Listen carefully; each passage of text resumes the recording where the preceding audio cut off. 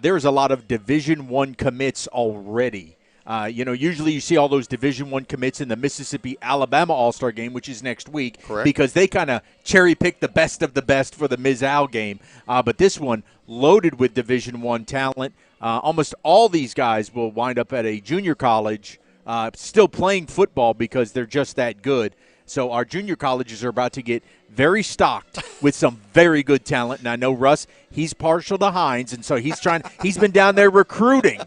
Hey, wouldn't you like to be an Eagle? Wouldn't you like to be a maroon Hines Eagle? But no, we're just kidding. Yeah, but I tell you, on the flip side of that, you've got some players that have a long list of people that would like to have them come to their school today. We got one young man. We'll get into that as the game goes along, but he's got 20 offers to go to play football somewhere, and so he hasn't committed yet, and he said, I'm going to play in this game and then see where it goes. Well, and a lot of them have not taken advantage of the December early signing period, which is now they call it the early signing period, but it's really becoming the main signing period. A lot of them are waiting until the actual traditional signing period in February to make their decision. So some of them are really committed. I want to just go over a couple if I could. Sure, Russ. absolutely. So for the North roster, be on the lookout for the quarterback out of Tupelo, Jeremiah Harrell. Boy, is he good. He's got offers from Mississippi State, Utah, and South Alabama at the Division I level. Jalen Washington, running back out of Houston. He is committed to Southern Miss. Number 11, Michael Johnson Jr., a wide receiver out of South Panola. He's got offers on the table from Ole Miss, Mississippi State, Jackson State, Middle Tennessee, and South Alabama. Can't go wrong no matter where he picks right there. No, I love to see the SEC folks really branching out this year. Number 45, Tyler Carter out of Vicksburg, defensive lineman, 6'5", 250. He is committed to Mississippi State. He'll be playing in Starkville. Number 50, Zay Lowry out of West Point, defensive lineman, 6'3", 280. He's going to Southern Miss. And Will Hall, you're going to hear us talking a lot about. He has really gotten a lot of talent going to Southern Miss next year, which is probably why they gave him another year, made him change some assistants out. But the recruiting class that Will has that's going into Hattiesburg next year is going to be absolutely incredible. Yep. We got a Big Ten player in this game. Number 72, John Randall Jr., offensive lineman out of Horn Lake, 6'4", 265. He is going to be a Purdue Boilermaker. Like that. And number 90, TJ Spann out of Clinton. Russ had him over for Thanksgiving. Defensive lineman, 6'3", 340. He has offers on the table from Ole Miss and the Thundering Herd of Marshall. How about that? You know, and another guy we're going to keep an eye on today. Well, both kickers are really good in this ball game today. Both are being sought out by colleges, obviously, because of their leg. But Luke Stewart comes to mind. He, played at Oak Grove and played for Drew Causey, and they score a lot of points over there. He had a lot of opportunities. He had a lot of opportunities to make himself look good, and he'll be playing in this game today. Yeah, he's going to be another one of those going to Southern Miss. I don't know how much they're going to let him kick field goals, but I hope we do get to see him because Mr. Stewart has an absolute cannon for a leg. He is going to shine in Hattiesburg next year, and I guarantee you, if he kicks like he does in high school, he's going to own some college records. Well, you mentioned the fact of the field goal. Here in the last couple of years, that's about the only thing they could attempt that could get close. Both defenses have been really, really good. And then the weather took over, and so not even the field goals were very good. But today, with a 75-degree temperature, kicking should not be a problem. And when you look at the kickers on these two rosters for the North and the South, it could come down to a kick. It could, and I really like Stewart. And over there for the North, they have Mr. Freddie Lopez out of Ripley. Wanted to talk a little bit about the South roster and the talent that they have there. To me, I think that the South this year has the better skill position players, the more talented skill position the explosive play people that are out there. Damian Miller, wide receiver out of Port Gibson. He's 6'2", 185, got that good height for a receiver. He's going to be going to Southern Miss. Xavier Gayton, athlete, can play pretty much almost anything out of Brookhaven. He's 6 foot, 185. He's going to be playing for Mississippi State with that new head coach. Absolutely. I know they don't the former Ole Miss coach that's now at Mississippi State. Very great storyline. Oklahoma. Landon Varnes, the quarterback. He's Man, he seems Brandon like Bulldog. he feels like he's been in high school 8 years. 8-year letterman. You've seen him twice this year. He is so talented, and he's such a great field general. He's going to be going to Mississippi Gulf Coast Community College. You know why? They develop quarterbacks. Because Gardner Minshew. Because he's only 6 foot. Gardner, how tall is Gardner Minshew? 6'3". He played in this game. Yeah. Gardner did. But the reason that Landon Barnes is going the JUCO route at the beginning because there's analytics, and they don't take into account the competitor that Landon Barnes is. He's going to start out in JUCO, but I'm telling you, he's going to land on a Division I roster after a year, 2 tops after he gets done there at Mississippi Gulf Coast. Taj Burkett out of Oak Grove. Man, can he fly. Athlete. Use him a lot in the jet sweeps. Oak Grove did. So I'm interested to see how they utilize him here today. Tristan Fortenberry, offensive lineman out of Pascagoula, 6'6", 285, and that gets you an SEC commitment to Ole Miss. Number 73, Takofa Lewis, he's out of Pearl, offensive lineman, 6'4", 285. He'll be going to the University of Memphis. We talked about Luke Stewart going to Southern Miss.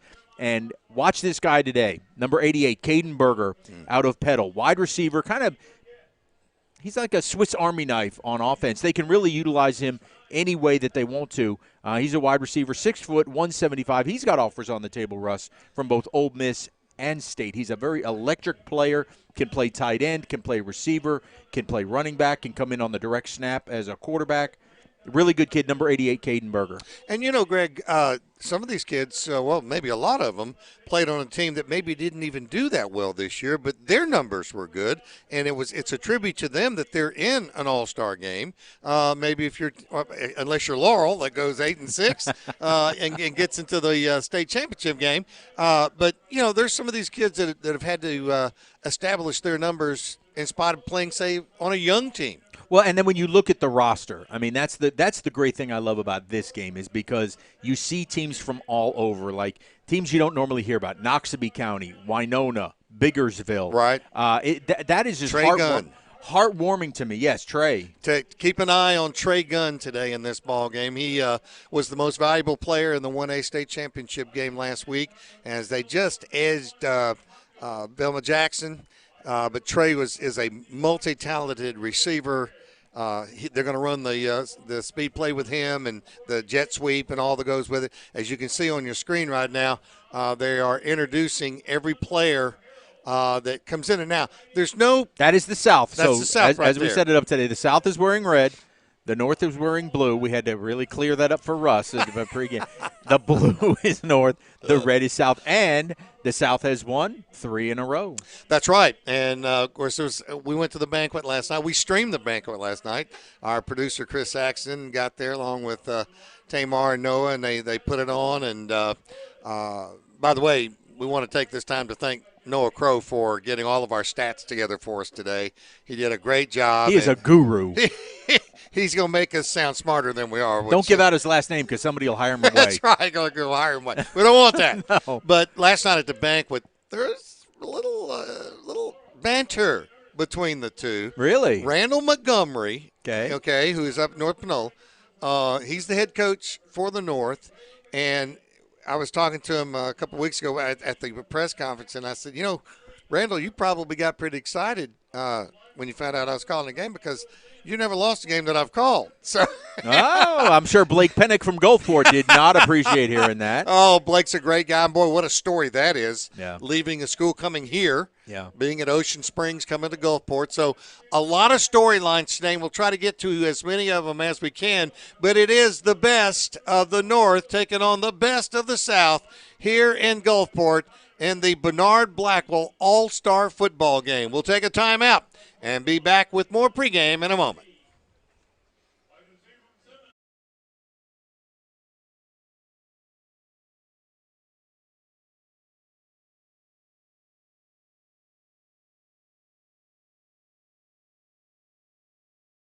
Hello,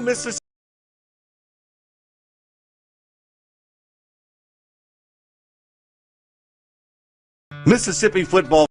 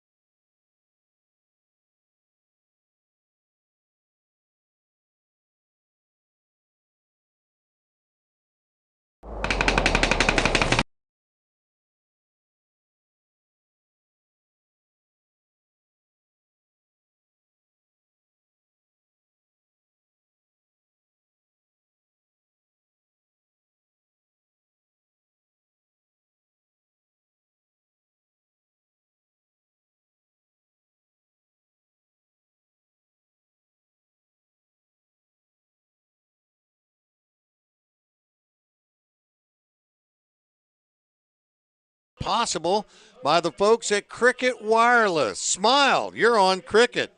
And by the College Savings Program and the State Treasurer, David McRae. We want to thank him for Very that. much.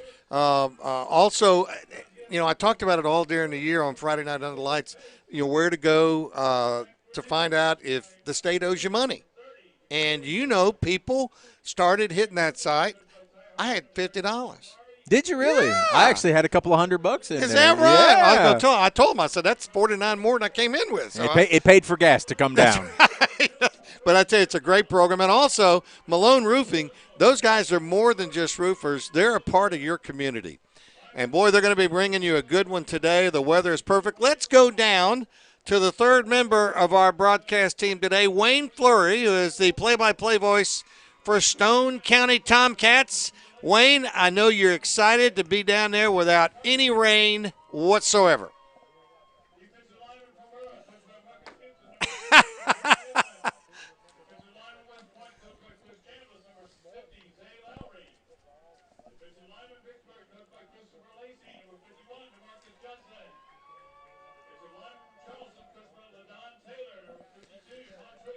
Hey, Wayne, what I really like is in this day and age of the high school football arms race that we are on a natural grass surface. It really does make all the difference in the world.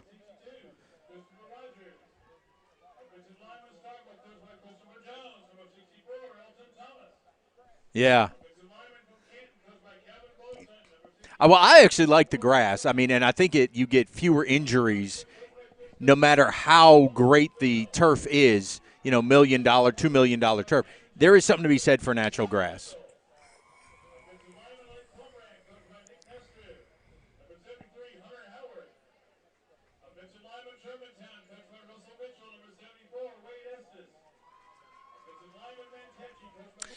Wayne, they do something here that I think they also do in the Miss-Sal game, but you start supporting some other teammates' decals on your helmets. Is that still going on down there?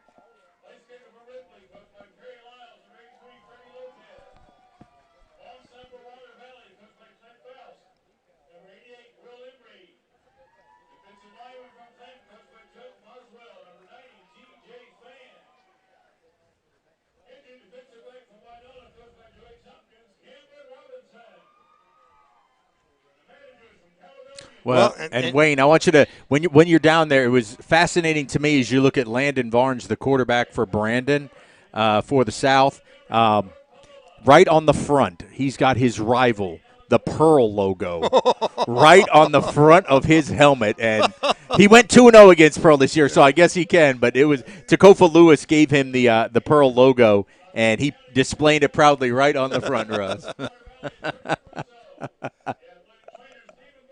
Yeah, that's cool that all the players bring their decals, as many as they can, and then trade it with the guys, and they all stick it right on the side of the helmets. It's really, really cool. I've talked to a lot of the guys through the years, Greg, and they're making friendships in this game and this week that they carry with them for life. And, of course, Johnny Mims, who is the executive director of the MAC, does a great job of putting this ball game on.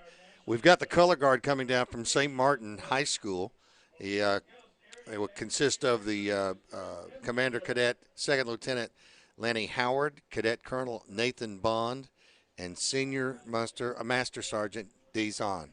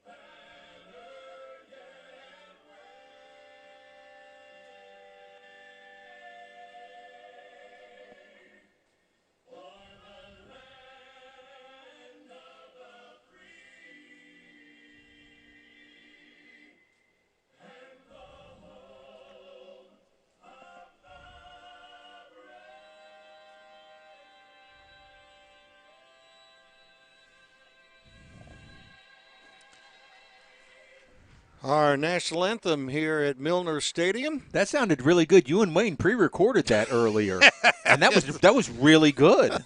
That's really not true. Well, just in case you're just joining us now, the North will be in the blue, and the South will be in the red. When they're going to do the toss of the coin.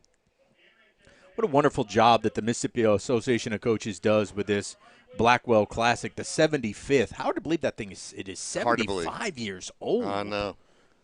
And they honored Howard McNeil last night, who's been down here on the coast for a long, long time, coach down here, and they honored him. They had a great banquet, and Lonnie Tillman spoke. Lonnie works with the MHSAA, and he spoke and gave a challenge to the kids. And then we were sitting back in the back, and Chris and everybody's filming, and Johnny said, or Glenn Waddle, who was the PA announcer, said, if you guys want to go back for seconds, you may go. And I told our guys, we'd better be in front of them. There'll be nothing left. There'll be nothing, and there wasn't. Let's see if we can listen in from Wayne being down there. Yeah. Go ahead and stick that mic in there, Wayne.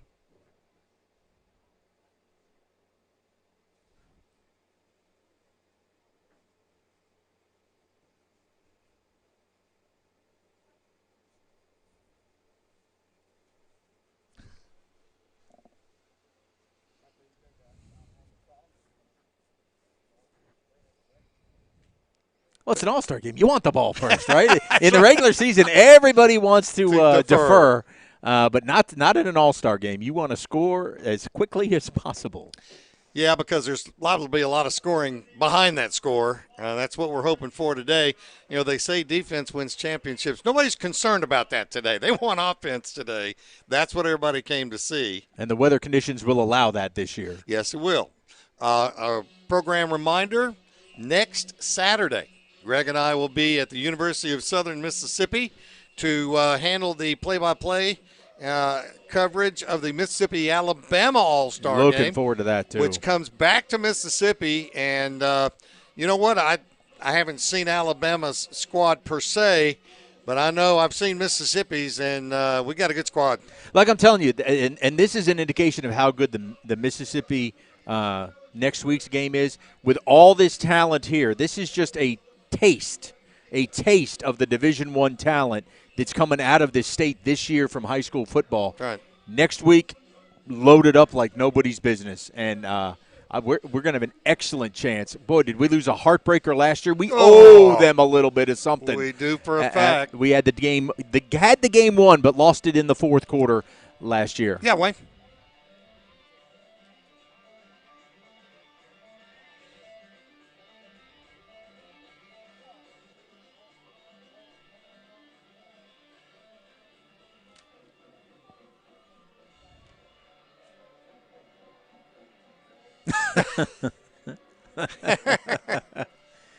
Just have lots of points and let the kids shine, and That's don't let right. anybody get hurt. That's the key to an all-star game. That's the key. I've seen that happen, not very often, but in a game like this, and it's tough.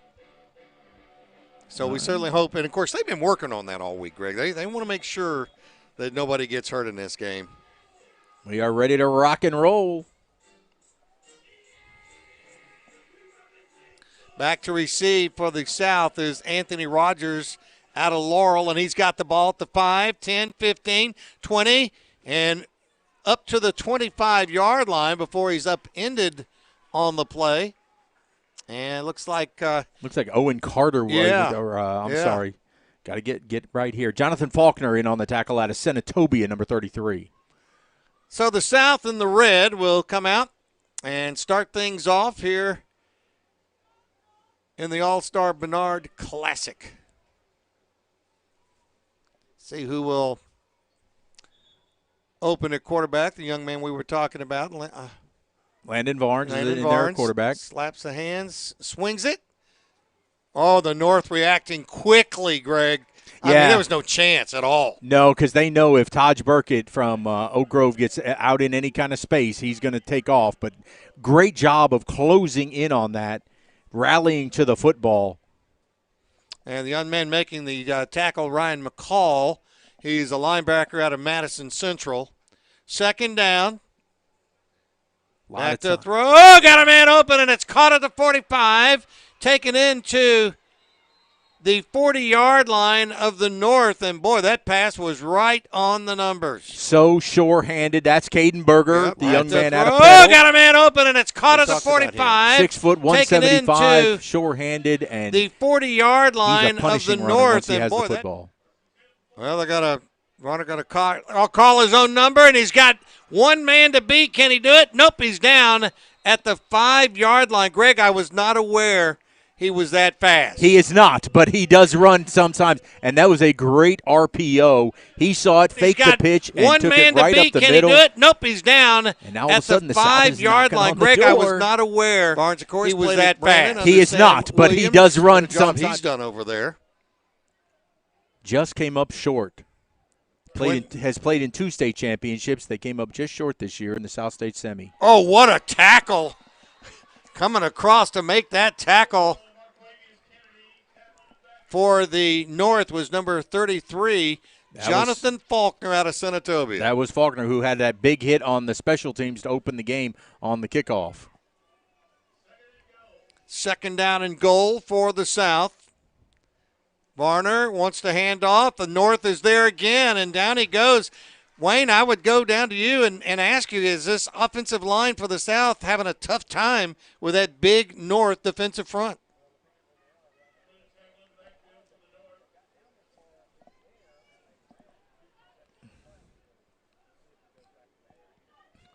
Well, watch for Varnes. If they take it away, he's going 4 wide this time. One back in the backfield. Varnes looks, being pressured. Down he goes. The football is loose. The North jumps on it.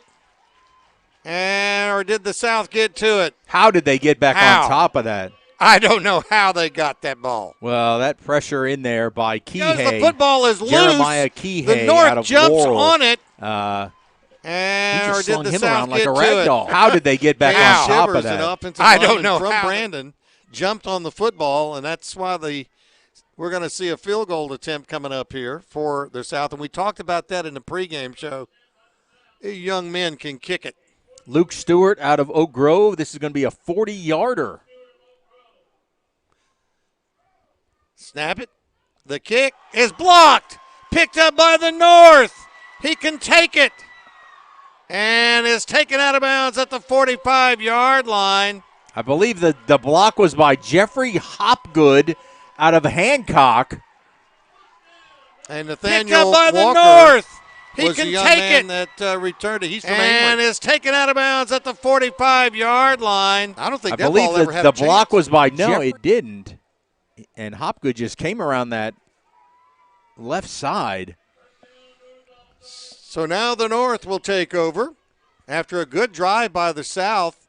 Got him inside the 10-yard line, but fizzled. And now here comes the North with 3 wideouts to the left, nobody to the right, and not much running room at all. Jalen Washington out of Houston on the carry. Hilltoppers had a very good year this year. I have to ask Wayne. Wayne, it looks like there's a marine layer moving in here like we're in San Francisco. Fog. Well, it's a fog game, and it's moving through. But loss of 2 on the play. Back to throw. In trouble. Going to roll to his right. Looking. Just slings it, and it's caught. Intercepted. It's caught by the wrong guy. Picking it off is Darby. Did he drop it? It sure looked like that was picked. We'll see if we have it on the replay. Going to roll to his right. Washington threw it right to him. Just slings it, and it's caught. Oh, yeah, intercepted. It's caught by the wrong guy. Well, that's why he's playing defensive back and not wide receiver. Picking it off. Couldn't hang on to the hot potato. That's what they always say. That's a good excuse. Works for me. Well, if they were good hands, they'd be playing on offense. 3rd down, 11.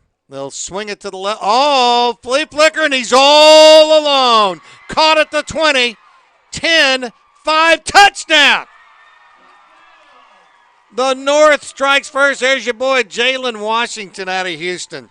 How about that? Chase Richardson All throws it across alone. the field Caught to at the Michael 20. Johnson. 10, And then right on 5, back to touchdown. Jalen Washington. So a little trickeration The North to open up strikes this first. ball There's game. your boy, And the North Jalen. takes the lead. Well, that's something you don't prepare for in practice if you're the all-star defense. No, you probably don't even talk about it. But that's the kind of plays you like to see in an all-star game. Let the kids shine with all these skills. Here's Freddie Lopez. Well, going to get a little bit offsides there. Darby came across. He played at Jefferson Davis County under Lance Mancuso. Good morning, sir. This came across a little bit early. Well, now, if they're going to move this ball, would the North go for it? I think that's what they're discussing. I think Coach Montgomery's got his offense now gathered around him. And they will go for two. They will go for two. And here comes the marine layer again. The fog is moving in. Yeah.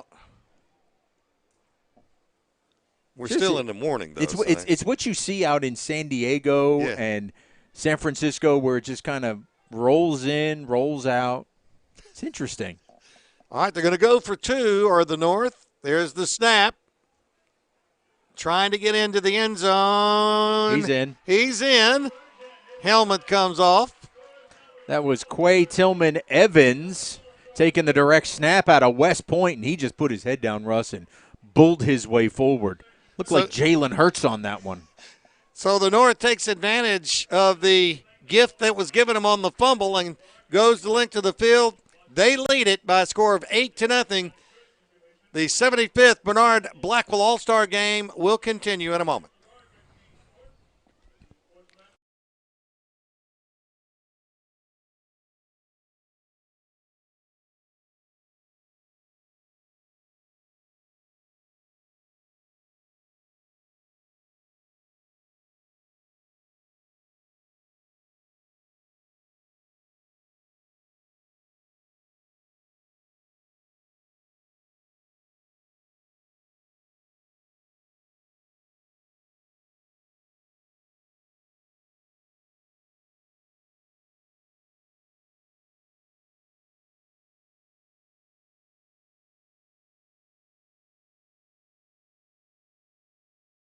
Service by J.D. Powerberry. Let me take your coat, you little award winner, you. Actually, that's my fur. Oh, be careful of the man's fur.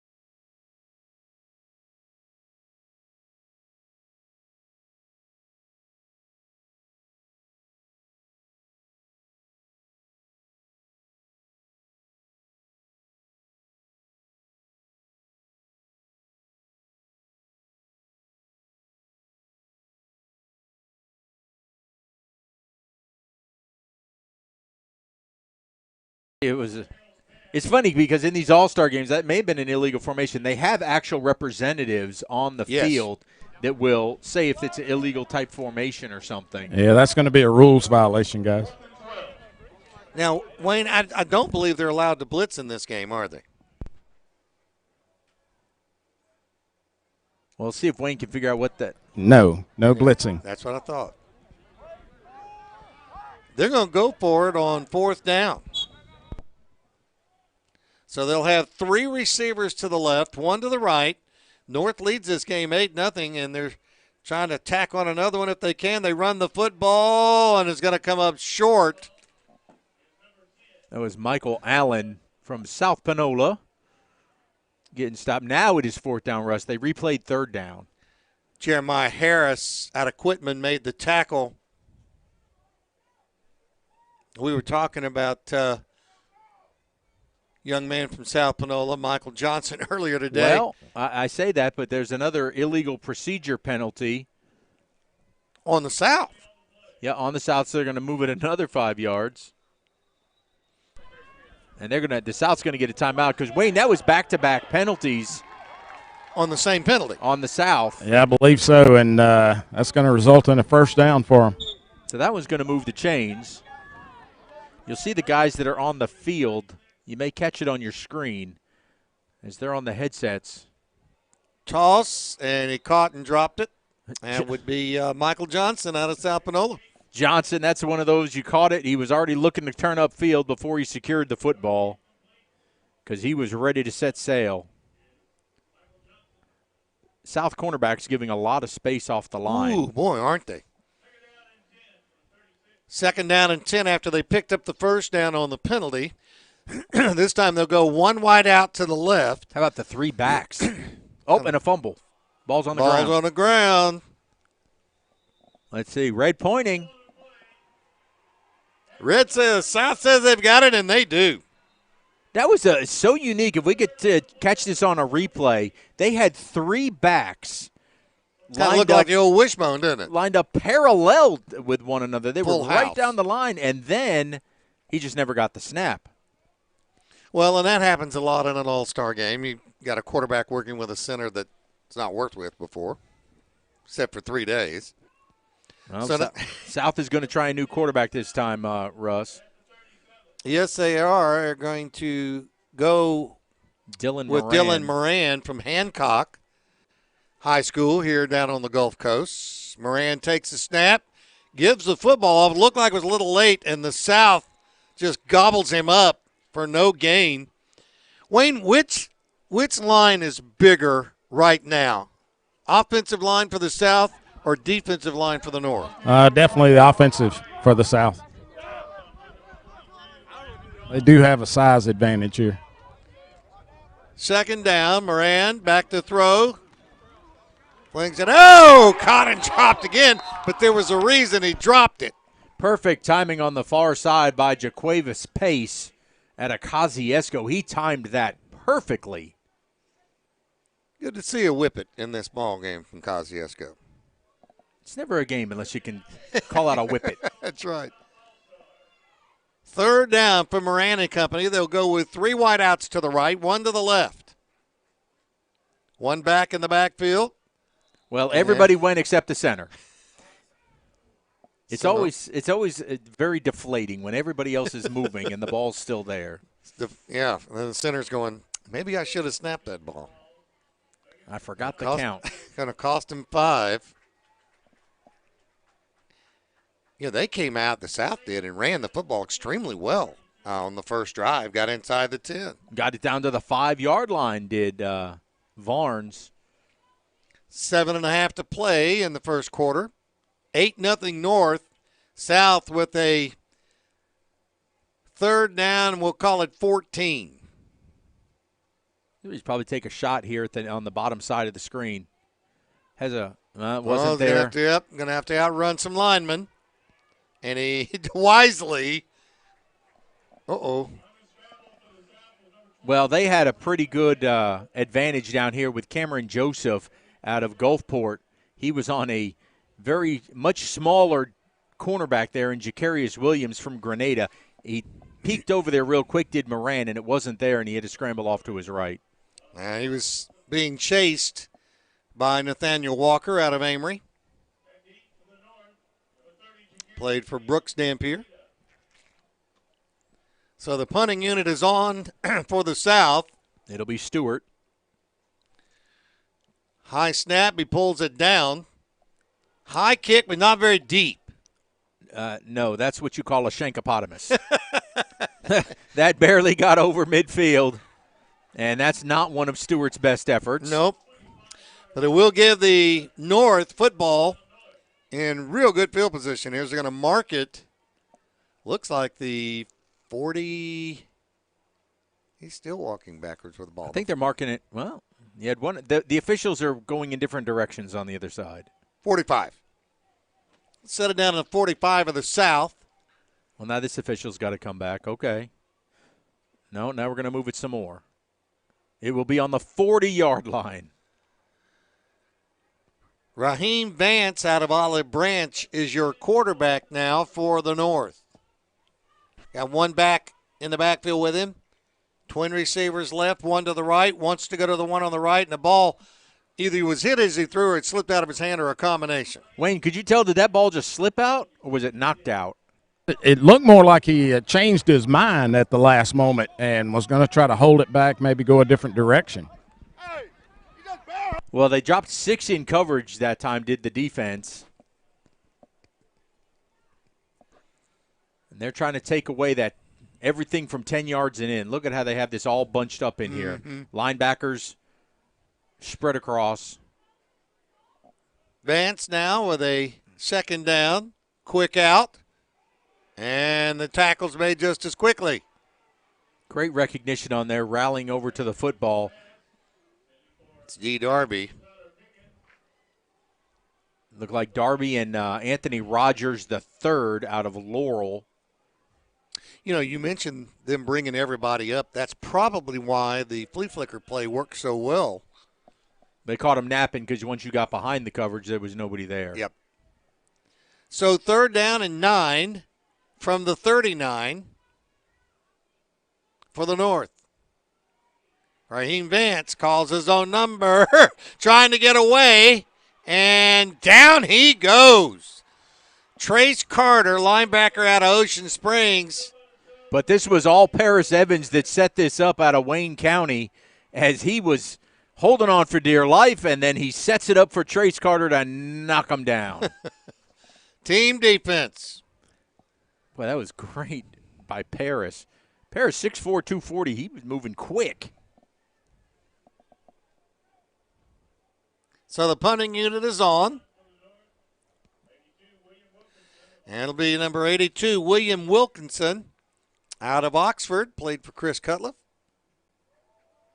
Pretty good kick, end over end. Into the end zone. Into the end zone. Coach Cutliff probably saw a bunch of those this year. Well, I like the adjustment that South defense used that time to keep all those plays in front of them. Now we'll see who comes out at quarterback. They had success with Varnes.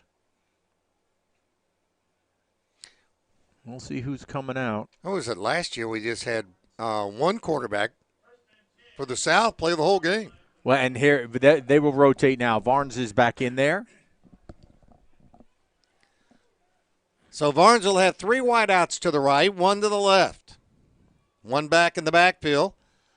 North leads at 8-0 in case you've just tuned in. If they can give him time, these post slants will really work. Barnes slaps his hands, gives to the running back, nothing.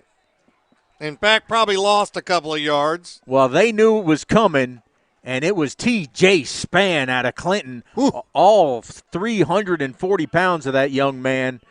They knew that run was coming. Well, I tell you, he's 6'3", 340. We talked about him in a pregame show. He moved pretty quickly. He is. TJ considering offers from Marshall and Ole Miss. Good throw, but it goes in and out of the hands of the intended receiver, Damian Miller, out of Port Gibson, played for Harry Brown. Well, Varnes just threw his four-seam fastball right there and needed to take a little bit off because that thing zinged right through Miller's hands. So 3rd down and about 15 to go for a first. Twin receivers both ways. Varnes ready. Back to throw. A lot of time. Now he runs out of time.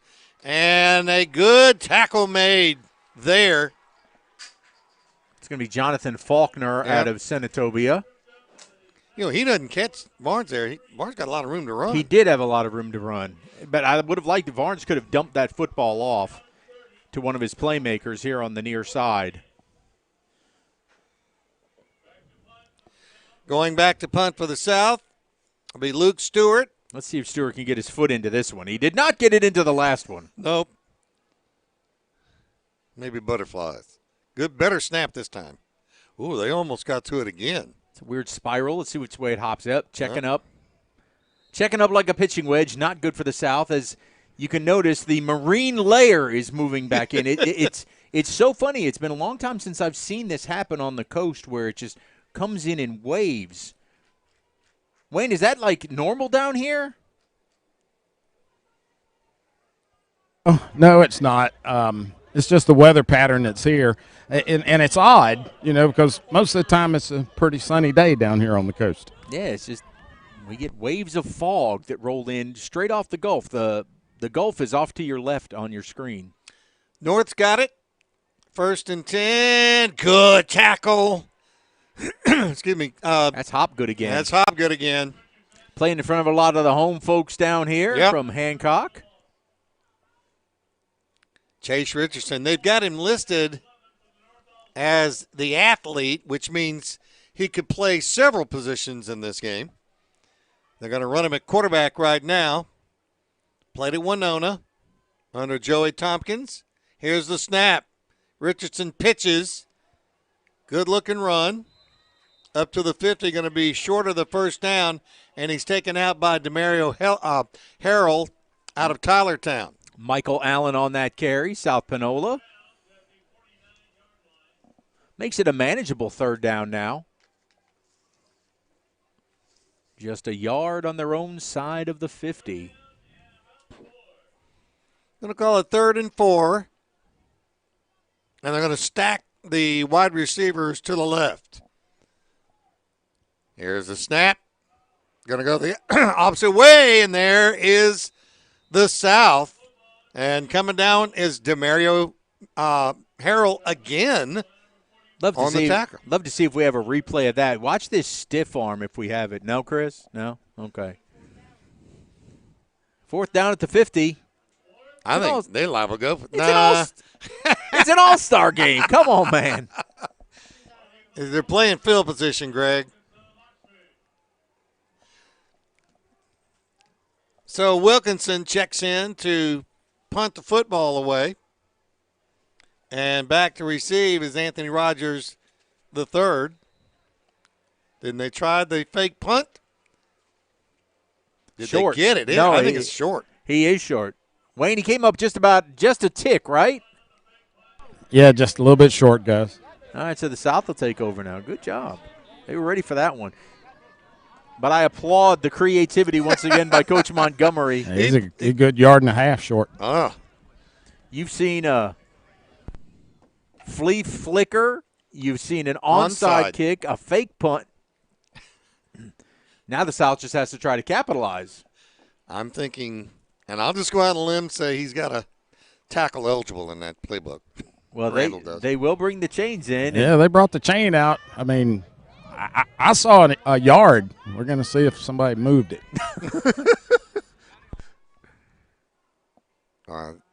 North saying they've got it.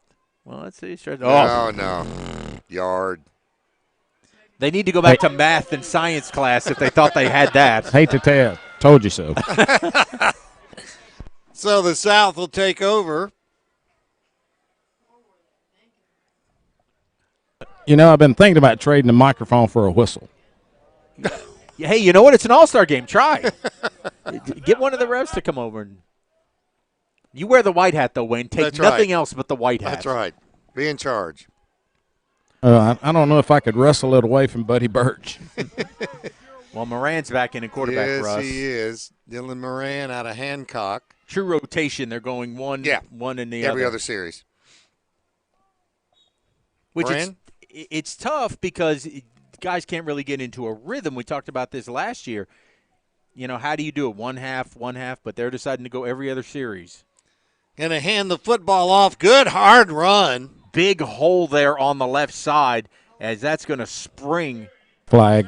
Xavier Quick. Well, maybe too big. Well, this is going to be thrown by the referee, and this is going to be a rules thing. Yep. See if you can hear what that is, Wayne. I can't hear them. They're explaining it there to Brandon Mitchell from Hattiesburg, so it's on him clearly. It was a big hole. And a big back running through it. Xavier Quick. He's a 5'10", 218-pounder out of Florence, played for Rod Davis. They had a good year this year. Had a good football team. It was nice to see the Eagles making a resurgence down there out of Rankin County. Let's see if we're going to get the call here. Illegal procedure. Somebody must not taught the South the rules today because that's the third rules violation that they've had today. 3 wideouts to the right, 1 to the left. They'll swing it out. Whoa, goodness. Well, unfortunately, Burkett ran right into Berger. And just blew everything up. He had a man in front of him trying to block him. I'm sorry, that was Terry Patton, Jr. from Pass Christian. That was number 9. He ran right into Berger and slowed his progress. And, well, that's it. We had one score in the first quarter. Yep, the North leads it by a score of 8-0 here in Gulfport. We'll take a timeout. Today's game made possible by Cricket Wireless. Smile. You're on Cricket. Back in a moment. Hey, guys, when we come back, you want this rules guy to kind of give you a... Yeah. Okay. That'd be awesome. Sure. We have unlimited data. We can chat all we want. I'm comfy. But it's like 10 feet. They've got more yardage Like than I the said, South. super far.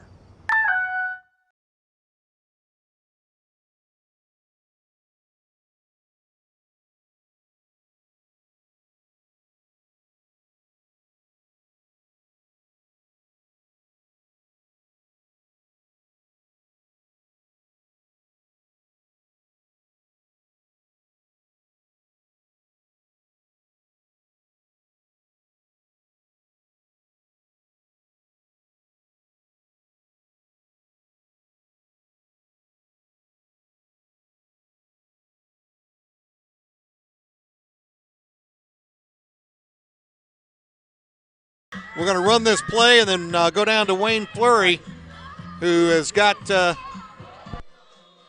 rules official. Kind of explain what's going on here. May have to catch him at the slippery football. Rolling to his left, looking, throwing that one a little high. I guess Wayne will have to wait till the rules official doesn't have to look at every play. Yeah, we'll catch him at the break. That was a hot potato that Moran could not handle. It's like somebody put that football in an oven before they snapped it. He did get the pass off, though. Well, see, if Wayne gets him on maybe that'll stop them from calling the rules violations. If we distract them enough. South has it now. Second down. We'll call it 15. Play action, and another flag goes down. Pass hit the grass anyway. Well, this will be an old school false start now, not a rules. Boy, the South has just shot themselves in the foot with penalties here in the early going.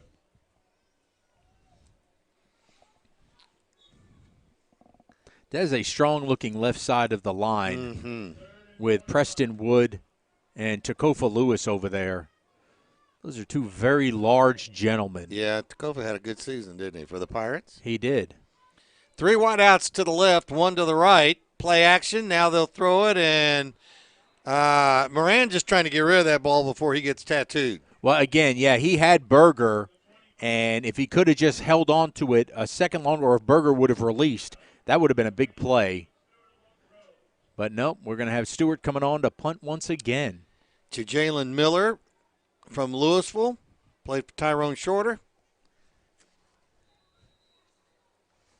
And a whistle. Hang on here. Let's see if the North calls a timeout. Now they want to talk about something.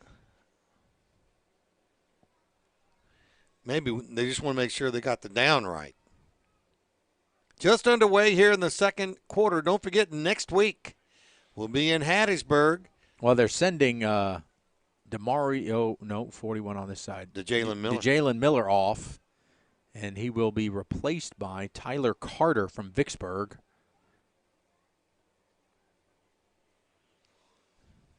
All right, they're putting all the deck chairs where they need to be now.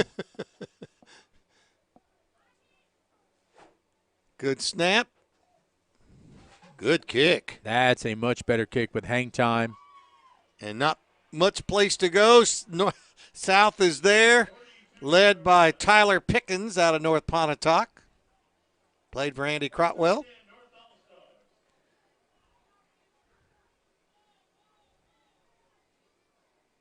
Oh, Jeremiah Harrell out of Tupelo coming back in there. Tupelo had a great year this year. He did. He threw for 2,800 yards, Russ. 36 touchdowns. 36 to just 6 interceptions. You throw the ball that much, and you only throw 6 picks and 36 touchdowns. You've done something. That's a great ratio. Harrell gives to the running back. Not much there. No, not that time. Good crash in on that end by number 45, Aiden Dido from Poplarville. Crashing in from that defensive end position on the right side. Jay Beach, the head coach over at Poplarville.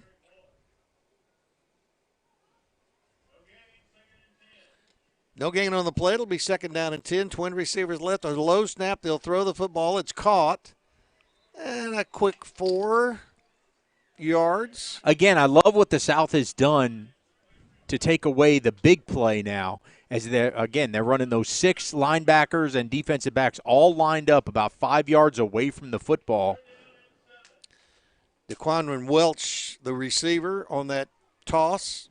They're just dropping one deep safety now. 3 wide outs to the left, one wide right. But you see there, you have those 5 coming straight across 5 yards from the football. Here's the snap. Wants to throw.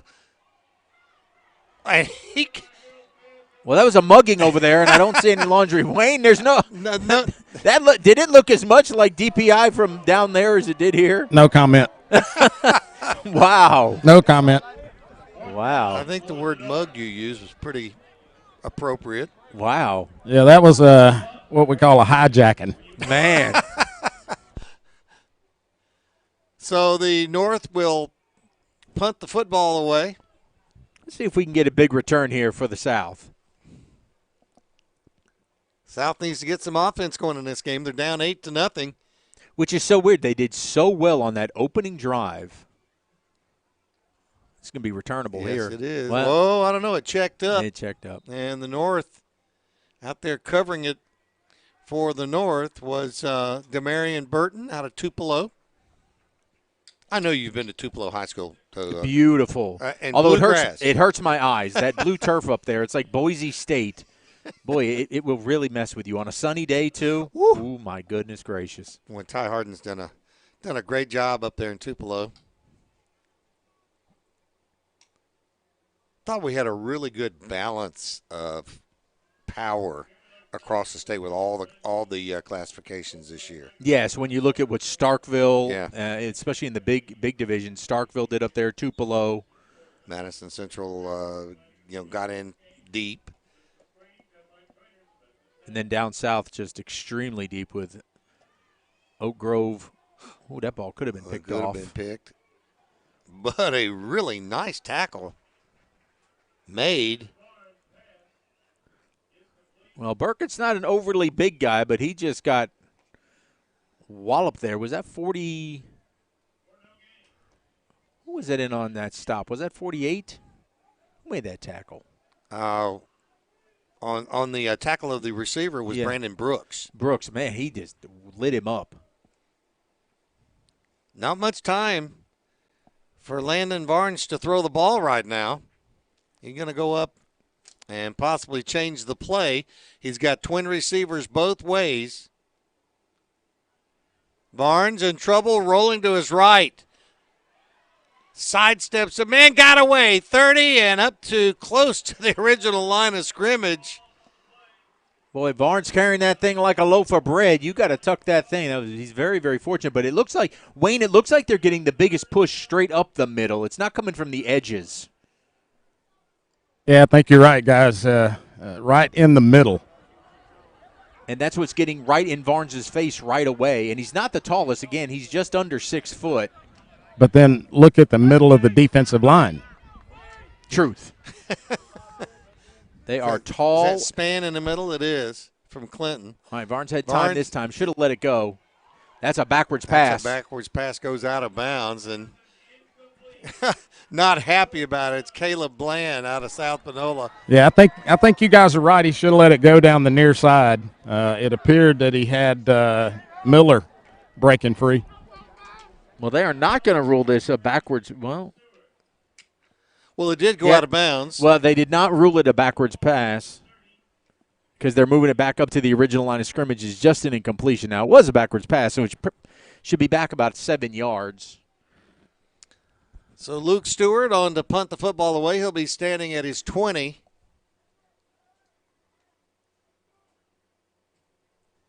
High kick. High, but no yardage. And he's not going to get the roll. Nope. It's weird because when he kicks it, it goes straight up like a grenade and spins, and then so you're not getting that forward roll. A lot of those, you've seen a lot of kids try and kick that end over end this year so that it gets that extra roll to go down the field. And a lot of receivers, punt receivers, won't go after that kick because they'll let it go thinking, I might mess this up if I can't hang on to this ball. Because it spins, once it hits the ground, it gets real wonky. So, all right, so now the Blue with the football, they lead this game 8-0 with 6:55 left to play in the first half. And getting around the corner, nice run. Jalen Washington out of Houston. It's his third carry of the afternoon, and he's done pretty well. Hilltopper making Houston High School proud. Checking in for the North is Tyler Pickens, a wide receiver. Looks like they're going to give him 4 yards on that one.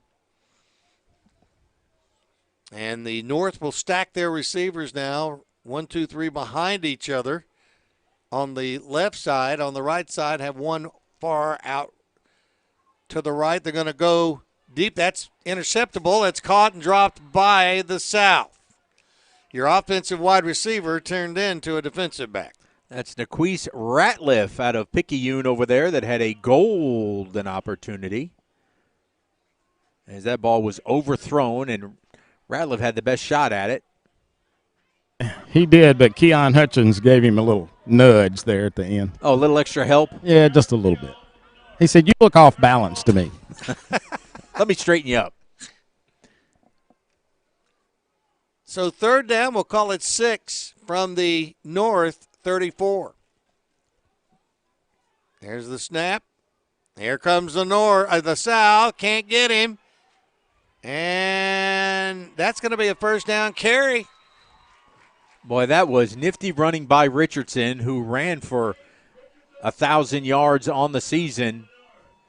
Unfortunately, poor number 43, Jeremiah Harris, just could not get to him quick enough. He had the angle at first. Good speed. Well, he was Mr. Football. That's true. It does Look help. at that throw. Well, I tell you, he zipped that ball. Yeah, Richardson's been very impressive so far.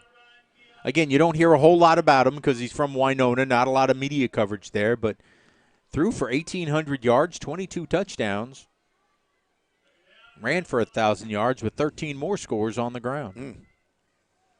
Pump fake. Yep, going to go deep, throw it into coverage, and overthrow his man. Look at the coverage the other South had. Yeah, that time they had double safety help over the top, and the little shoulder move did not help the receiver get open. Jamarian Keys out of West Jones.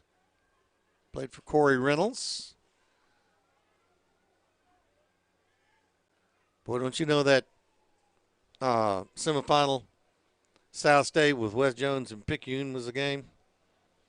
Picayune, I am just so impressed with Picayune and what they've built down here in South Mississippi. Quick out, caught, sidesteps a man, and is taken down after he picks up the first down. DeQuadrian Welch, Noxubee County.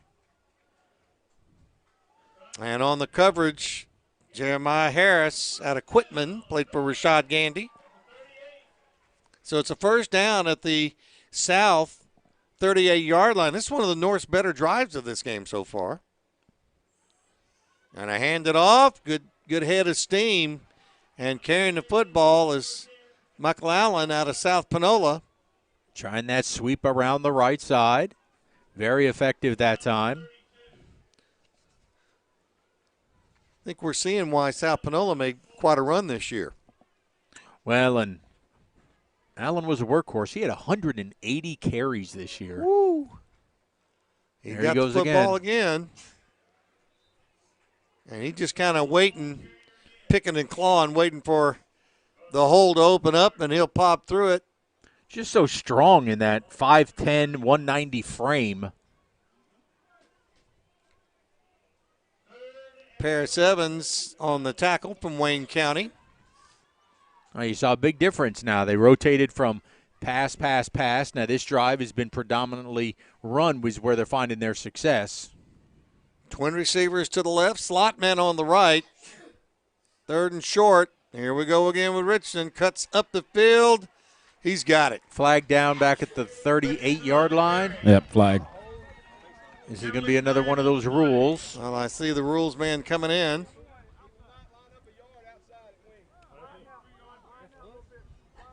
Because he actually gets to throw that flag. Yeah. I wonder if the officials of this game were a little intimidated with the fact that there's a rules guy back there. Well, I think it was a formation that time, Wayne. It's because they were pointing into the backfield. Yeah, it was a illegal formation, something you can't do. I think he didn't line up outside the winger or something like that. Okay. Third down, 8 yards to go for a first from the South 36. Protection breaks down. That's a possible first down if he can get to the corner and gets pushed out of bounds. Richardson is so elusive. They had him dead to rights there in the backfield, but he just did a little shimmy and a shake, and he found himself out to the outside. Well, now you're in no man's territory. You don't want to punt the football, and it's a long kick even for a good high school football kicker, so they'll go for it. They need 5 yards from the South 33. Richardson looks over to get the play, and I think they want to talk about it. Coach Randall Montgomery says, let's talk about this one. We'll take it with them.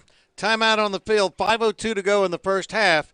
It's North 8, South nothing. Back in a moment.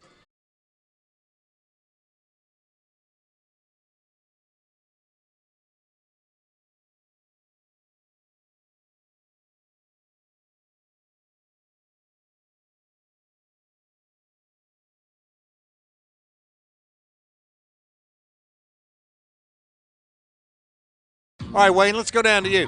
Well, he walked away from me. Yeah. Let me see if I can see him. Coach, they're discussing something. I'll get with him later. Yeah, he had help that time, the rules coach.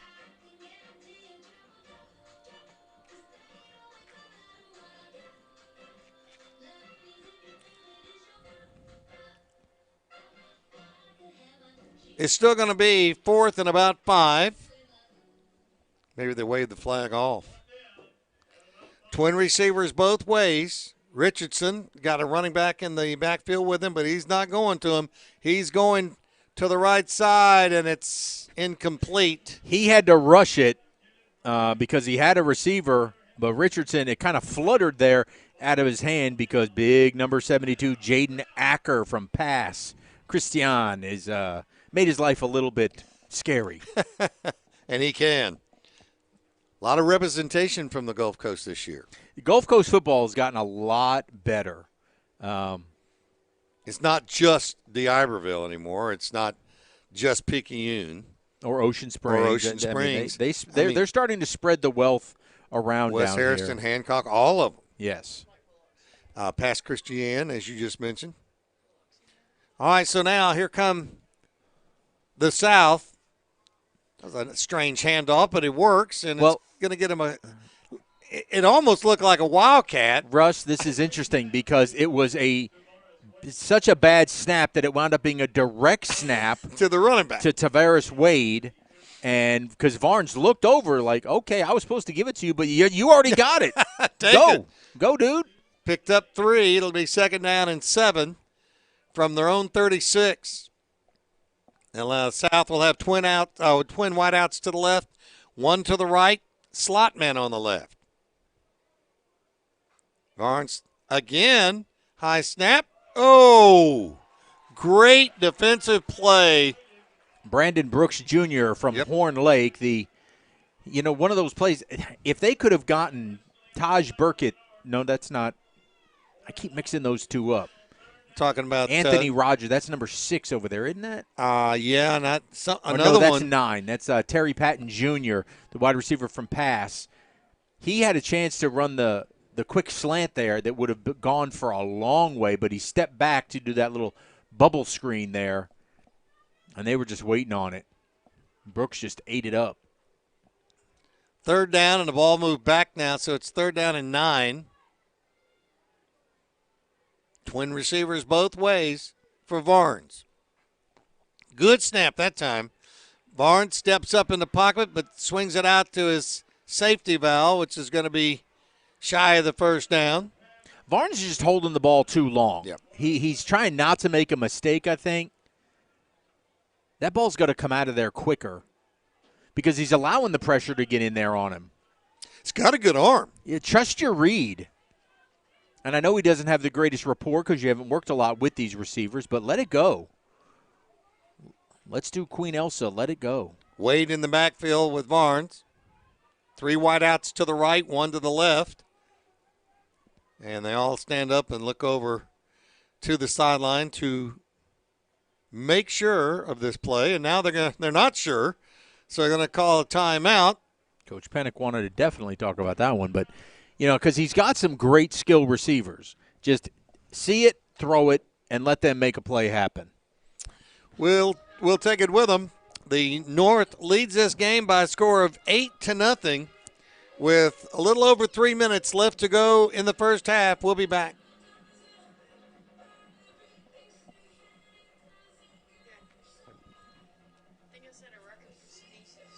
I heard you.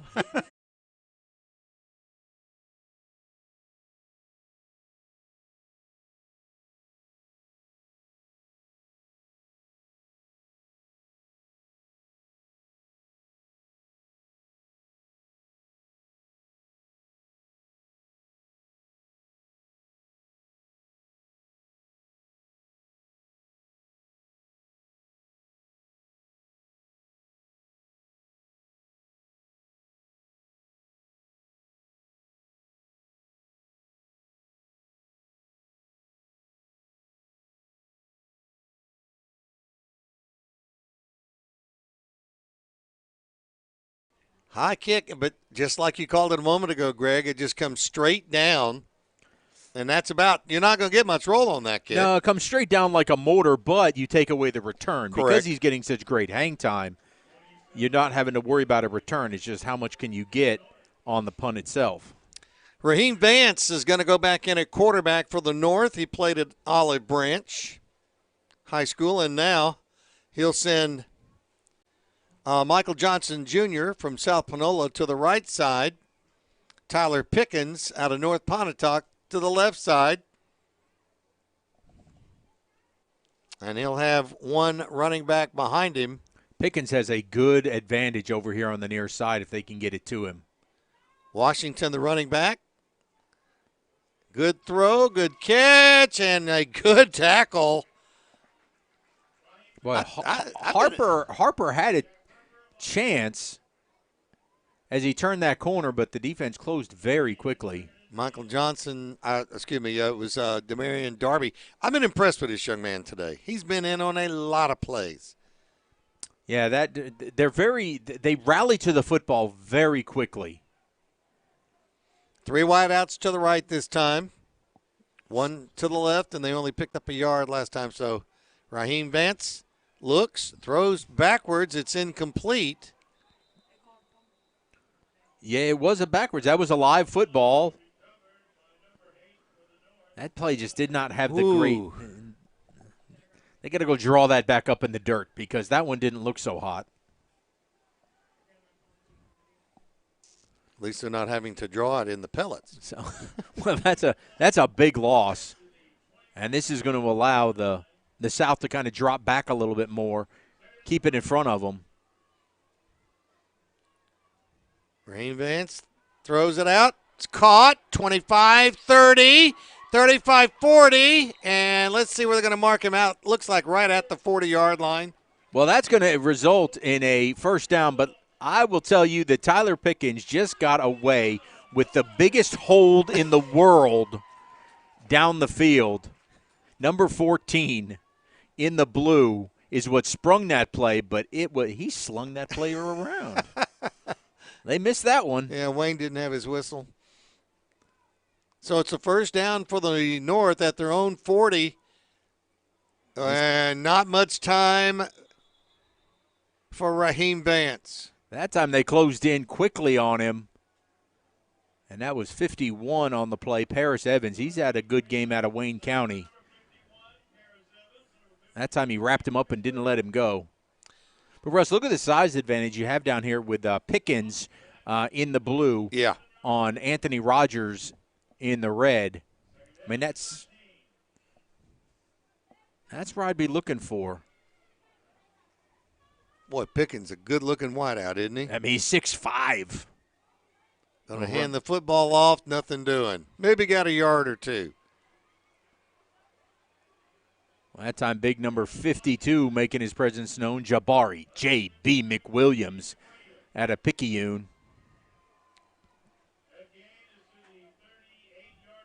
They're going to move the ball to the 38. Yeah, Pickens as he progresses, I mean, he's got a DK Metcalf kind of look to him. He does. Very strong. They have not gotten the ball to him. 3rd down and 12. Vance back to throw. Wants to go to him now. And he caught the ball. Vance with a pass, and that one is for 6. That ball was underthrown. Yep. Keon Hutchins came back to it. The defender fell down right in front of him, which allowed him to take off and score. That was poor Anthony Rogers thinking he had a pick because the ball was so underthrown. It almost looked like it was intended for Rogers. It really did. But Hutchins stayed with it, and happy birthday, happy anniversary. Merry Christmas. Early Merry Christmas, happy Hanukkah. We're in Hanukkah. Just throw everything at it. Light the extra candle tonight. Yes, sir. So the North adds to their lead. The snap is down. The kick is up. Well, he drilled that one. It's good. North leads this one 15-0 with 7 seconds or 13 seconds ago. We'll just hold it right here. As the marine layers continue to roll in. Usually the sun will burn that stuff off as it's gotten to 1 o'clock. I can see the sun a little to the left. Or maybe it's the lamp that Jack put on. Well, it's just a very, as Wayne was telling us before, it's just a weird weather pattern down here where the fog is like rolling in off of the Gulf. So the North gets 2 touchdowns here in the first half at Milner Stadium in Gulfport. 75th Bernard Blackwell All-Star Classic. And really enjoying the weather today, except for the fog. But, hey, we'll take it over what we have had. That was 2 years ago we had the Mud Bowl here. Yes. So now Going back for the North to kick will be Freddie Lopez out of Ripley, playing for Perry Lyles. So End over end. returnable. Yep, that's 15, 20, 25, 30, and he's Gone. got some room, and he may be gone. That is Darby, and I told you I was impressed with that young man. D. No Darby doubt about hit the corner. He turned it up, and the kicker had no chance. Poor Freddie Lopez thought he had an angle, but he just had to watch D run right by him. That is speed and exactly what the South needed to send them into halftime with a little bit of confidence. Yes. Well, how long does it take for somebody to run 90 yards? 13 seconds. Because they'll get a chance to go for – I wonder if they'll go for 2 here. No, they're going to kick it. Yeah, we didn't need a stopwatch out there because he caught that ball at the 10, and there was 13 seconds on the clock. He crossed the goal line with no time left. A little excitement right before the end of the half.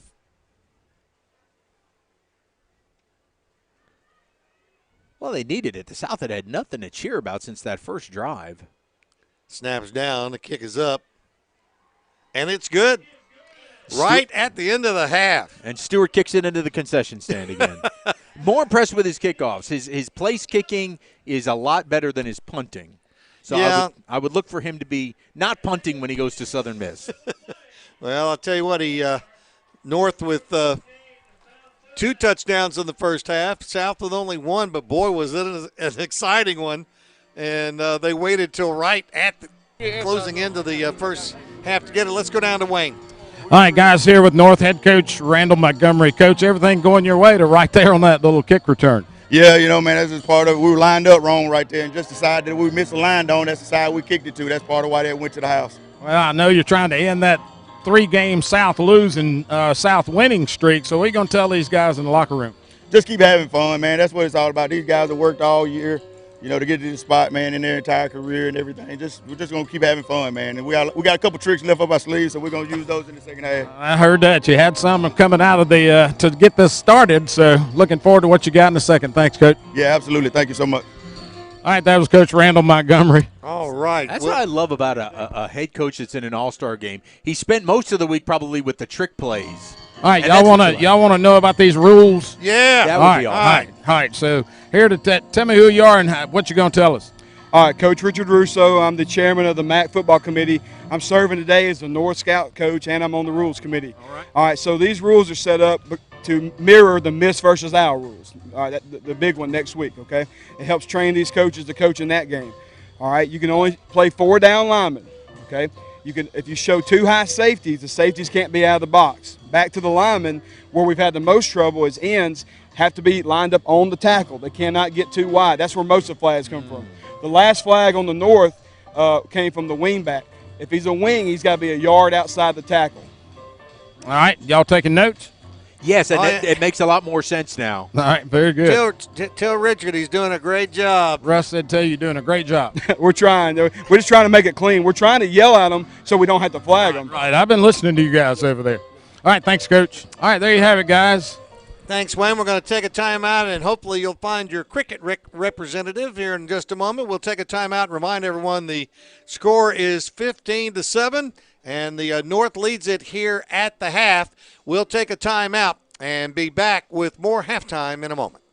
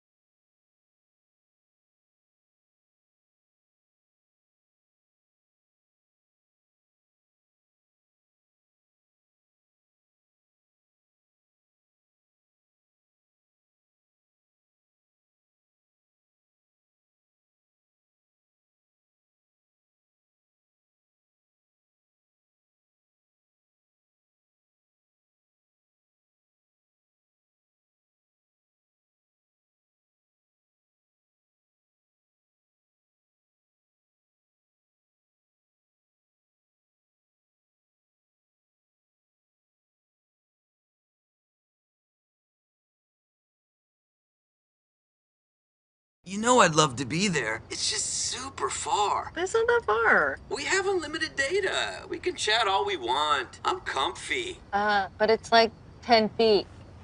Like I said, super far.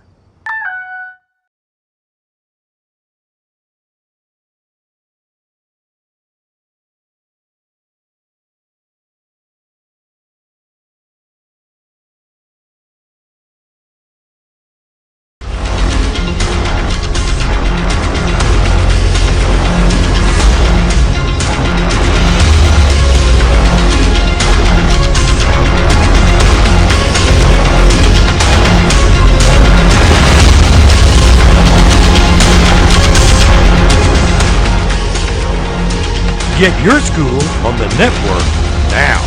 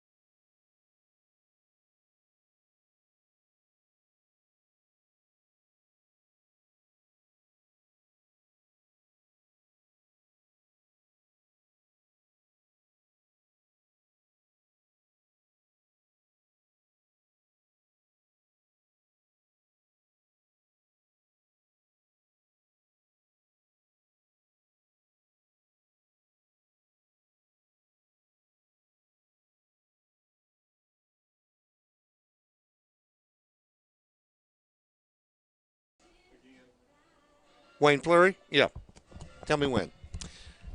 Welcome back to Gulfport. Russ Robinson along with Greg Flynn. Let's go down on the grass where we've got Wayne Fleury. He's got a couple of cricket representatives here on the grass. Yeah, Russ, I'm here with Jason with Cricket Wireless, and you guys do a whole lot for this game and other efforts in Mississippi.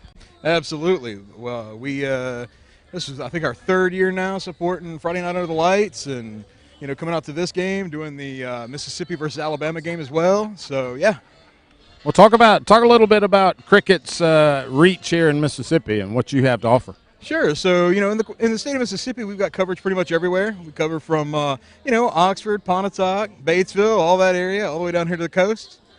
Right now, we've got our Winter Wonder Sale going on. So you can go to buy any cricket store, walk in, basically walk out with a fantastic free phone, great service for a great price. All right. There you heard it from Jason, our Cricket Wireless representative down here today. What do you think about the ball game? It's been good so far. Of course, I'm from the south down here, so I got to go for the south side. But, I've been enjoying it. I heard that. Well, I appreciate you guys. Appreciate what you do for high school football here in Mississippi, and go cricket. Absolutely. Thank y'all. All right. Back to you, Russ. Hey, Wayne. Well, I'll take it up here. Russ is commiserating with people. He's doing what Russ does best. We're not going to be able to use that officially. I was going to say he has a habit of doing that. Yeah, I can't say the real word what he's actually doing up here, but hey, I got another gentleman here. If you want to have a word with him. Yeah, go ahead there. Here is Coach Johnny Mims, the director of the Mississippi Association of Coaches. And Coach, how's the game going? I think pretty good. We got great weather. This first time we've been able to wear a short sleeve shirt down here in the last 4 years without wearing a rain jacket. But no, we got a great crowd here tonight, great support for these young men, and been a good week. And, when you play in one of these ball games, you never know what to expect. And we give them that one practice when we don't have a scout coach, and they throw all these trick plays in, and that's the difference in the ball game right now. Yeah, I was going to say, you saw them dig a little deeper into maybe something that you didn't expect, but here it is. Yeah, and, we have a scout coach all week that goes and reports back, so they kind of know what each other's going to do, but it's kind of our little inside rule that the very last practice we don't have scout coaches, and they can kind of put in whatever they want and kind of work this time for Randall at the North team. So, but expect some from the South too, I'm sure, the second half. Oh, absolutely. And you saw a few flags from the rules officials. That kind of common in games like this. Yeah, it is. Most of the time, and I saw you trying to go out and get some clarification, and obviously they don't even know what they're doing. And we don't. The officials out there have no clue on what the rules and infractions are. They're coming from the press box, and all they're told is rules infraction, all-star rules infraction. So most of the time it's either a blitzing linebacker or a defensive end walks up. He's got to rush. He can't drop if he's up on the line. And then, of course, on the defensive side of the ball, too, you have to have a certain amount of safeties if they got to be in a certain position in the safety. So, these rules are in all these all-star games. You try to do that to, obviously they hadn't had but 3.5 practices. So, if we let the linebackers blitz and we let all this stuff that, they've been taught to do since they've been in junior high, they never could get a playoff. So, and it's hard because some of these guys, like you say, been coached to do this ever since they've been in 9th grade, and all of a sudden here they tell them, well, you can't do that. And they're doing a lot of it just by instinct, and not that they're doing it on purpose, but they just have that instinct to be able to go and run to the ball like they're supposed to. So, with that being said, we've had to make some rule infractions today, but that's the reason we have someone in the end zones watching the alignments and, different stuff. And then, of course, they've got the headsets on talking to them. And we try to do a lot of preventing, like when the play is going on is, move over or back up or. Right, you hear the coaches on the sideline hollering at them. Noticed a while ago on the extra point we heard a coach hollering, get off the line of scrimmage, you can't rush. Like in an extra point or field goal, you're not supposed to rush but 5, and those are the 5 down linemen. So, and they get carried away, but, right. That's what it is. It's hard to unteach something at this point. Oh, yeah, it's no doubt. And we get it. There's nothing, like I say, nothing flagrant about it. It's just natural that they were taught to do that, and all of a sudden they're telling you don't do that. And it's like, man, why are y'all telling me this? But, there are reasons we do that we, before that, just to be able to get an option. A lot of these fans want to come see the ball in the end zone and see some good play for these kids. But, seems like they're doing good, they're having fun, and looks like a lot of good talent on the field. That it does. Coach, looking forward to the second half. Before you let him go, ask him about next week's game. All right, so Russ is wanting you to talk a little bit about next week's game. Well, that's always exciting. The Mississippi-Alabama game, we'll report down there Monday. I'll go home tonight and go to church tomorrow and come up Monday and report to Hattiesburg. But we got Alabama coming in. I think this is the 37th annual game. We alternate now, and looking forward to it. Great group of kids we have coming in. Of course, Alabama has a great group, every year too. So, but for the most part, we're looking forward to it. We just hope to have a good weather. If we can have some good weather like this, I think it's going to help us. But we're excited. We've got both quarterbacks. We're in the 7A championship. We got both of them and the receivers. And, of course, at that level, a lot of your players at that level are D1 commitments and everything. So we're looking. And in fact, some of these players here are D1 commitments. We just don't have enough on the roster. A lot of people don't understand when you pick these players, we have certain rules. And, of course, Alabama does too, has the same rules.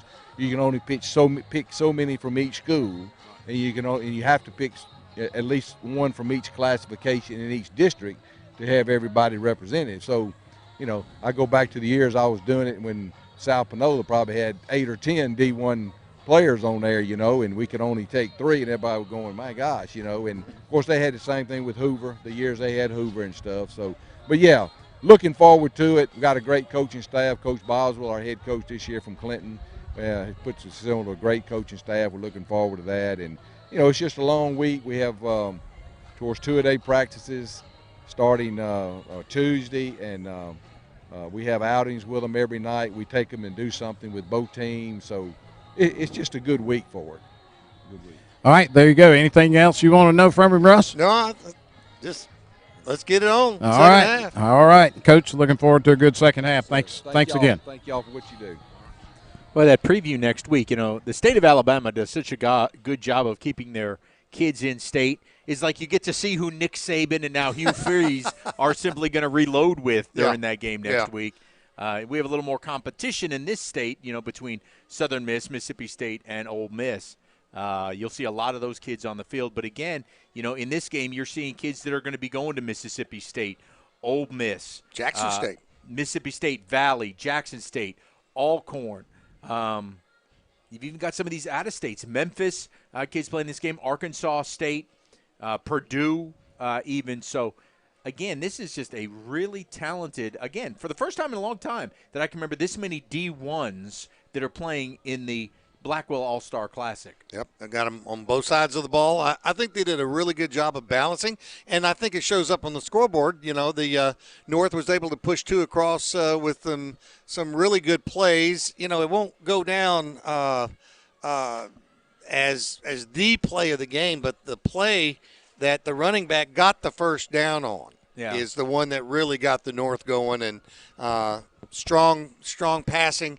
I think you're going to see the football in the air a little bit more here in the second half. What do you think? Well, yeah, and I think that hopefully we're going to see that Coach Blake Pennick, he's an old school coach, so he doesn't like a lot of the tricks. Hopefully he's got a few that he's drawn up, but when listening to Coach Mims down there, one of the things I wanted to make sure we pointed out are the other coaches that are helping participate in this game. So we know Randall Montgomery, he is the coach of the North from North Panola. His assistants this year, Alex Williams from Aberdeen, Michael Kelly from Caledonia, Calvin Bolton from Canton, LaDon Taylor, Charleston, Baylor Dampier out of Houston, and Teddy Young from Noxubee. The scout coach for the North, Richard Russo from Watered Valley. You got to hear from Coach Russo right before the halftime down there with Wayne. Over on the south side, Blake Pennick, your coach out of Gulfport. His assistants, Zach Green from Gulfport, James Courtney from Nanawaya, Devin Cooper from Northwest Rankin, guy I know a little bit, Justin Hunter. Hey, guys. Justin Hunter from Pearl, Cody Stogner from Picayune, and Rashad Gandy out of Quitman. All right, speaking of Coach Pennick, I'm standing here with the South head coach, Blake Pennick. Coach, what's your thoughts on the first half? Man, a lot of defensive battles. The big thing about it in these games are just big plays, and you still got to adjust to some of the rules and whatnot. So we had some guys getting that going, but awesome. A lot of speed on the field, a lot of size. It's just cool watching these guys play, and if we can settle down a little bit and hit a couple big plays, I think we're going to be okay in this game. Well, you came out offensively, got down in the red zone, and it kind of backfired. Yeah, I know. They got to a couple different fronts that we really hadn't looked at, and so we've been over here arguing with the dang rules, committee over here. But I think our guys are going to adjust. We talked to them at halftime for a little bit and kind of get them ready to go. So hopefully we have a little more production on the offensive side. All right, what'd you tell them at halftime? Man, just you got 2 more quarters left of high school football. It's just awesome. Let it all hang out, no regrets. All right, thanks a lot, Coach. Looking forward to it. Thank you, sir. All right. Thank you, Wayne. We're going to step aside and take a timeout and remind you that your halftime score is the North 15 and the South 7. We'll take a timeout and return to Milner Stadium here in Gulfport, Mississippi for more of the 75th Bernard Blackwell All-Star Football Game. Back in a moment.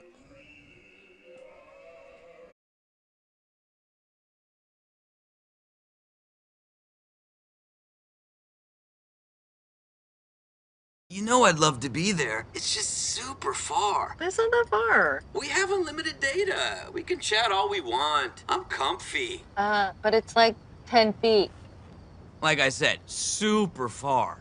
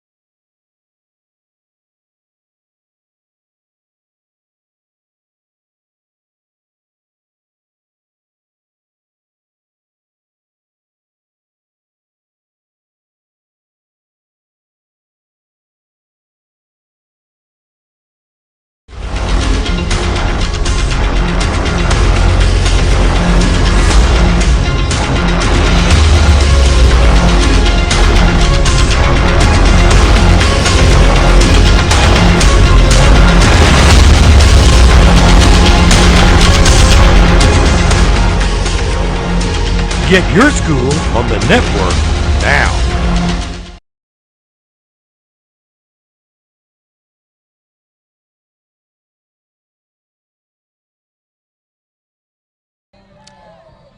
All right, guys, standing here with Landon Barnes, and talk a little bit about the first half. It was a little sloppy offensively. I think you expect that with a short week of practice, you know what I'm saying? So defense played really, really well. They kept us in it, and then, we have a huge special teams play to keep us really in it, you know what I'm saying? So we just got to come out and compete the second half, and I think we'll come out on top. All right, well, talk about what it means to you to participate in this game. Yes, sir, it's huge, especially for the community of Brandon. I love representing. I got some coaches up here, great coaches, actually. It's an honor to play with some of these great guys. You'll see some of them on Sundays and especially Saturdays, so it's really cool. Speaking of Sundays and Saturdays, what about next year on Thursdays? Ready to go. So right now I'm committed to Gulf Coast. Coach Wright's been telling me we're going to go get a ring, so that's the plan. All right. Hey, Wayne, tell him if Jack Wright says he's going to get a ring, go ahead and tell him to get it sized. All right. Russ says if Jack Wright tells you to get a ring, go ahead and give him your size. Yeah, I'm size 11, so y'all can put it on my left hand when y'all need to. Hey, Wayne, I'm also very proud of his pearl on his helmet, tell him. Yeah. Oh, yeah, and they were talking about the pearl emblem on the front of your helmet. Man, we beat them, and I told the guy, to Kofa Lewis, I was like, man, if you put the Brandon one on yours, it's only going to be right for me to put the pirate ship on here, so I had to for just today. I'm going to take it off when the game's over there. I can imagine. Get some good pictures with it, though. All right. That's good. What a great young man. He's getting a photograph of it right now. What a great young man. I'm telling you. And I wish him the best over there at Gulf Coast Community College. He's gonna be something special. Well, and if you're going to Gulf Coast, first of all, which has one of the most wide open offenses, and you have Jack Wright as your head coach, there's a very good possibility you're going to get one of those rings before you leave, and they've got a great facility and all that goes with it there at Gulf Coast. All right, here we go. South will be kicking off to the north, and back to receive for the north will be Jalen Washington, one of the running backs, and it's going to go it's going to go into the end zone. Wow, good leg. Well, I told you, Luke Stewart is something special, and Southern Miss, you are getting a prize in field goal kicking, and he's good from 50. He's very consistent at 50 yards out. I watched him in pregame earlier this year, and he was booming them from 60. Well, we got a flag, so we're going to see if he can do it from a little bit Now further. we'll see that 60, right? Yeah, we'll see that 60. Here we go. What was the flag, Wayne? I didn't see it. Was that a rules? No, I think it was offside. Oh, okay. I'm kind of surprised the music was still going when the ball was in the air. Run down there and tell Glenn Waddle that he's got a So now we'll do it again. From the 35. From the 35. Luke Stewart.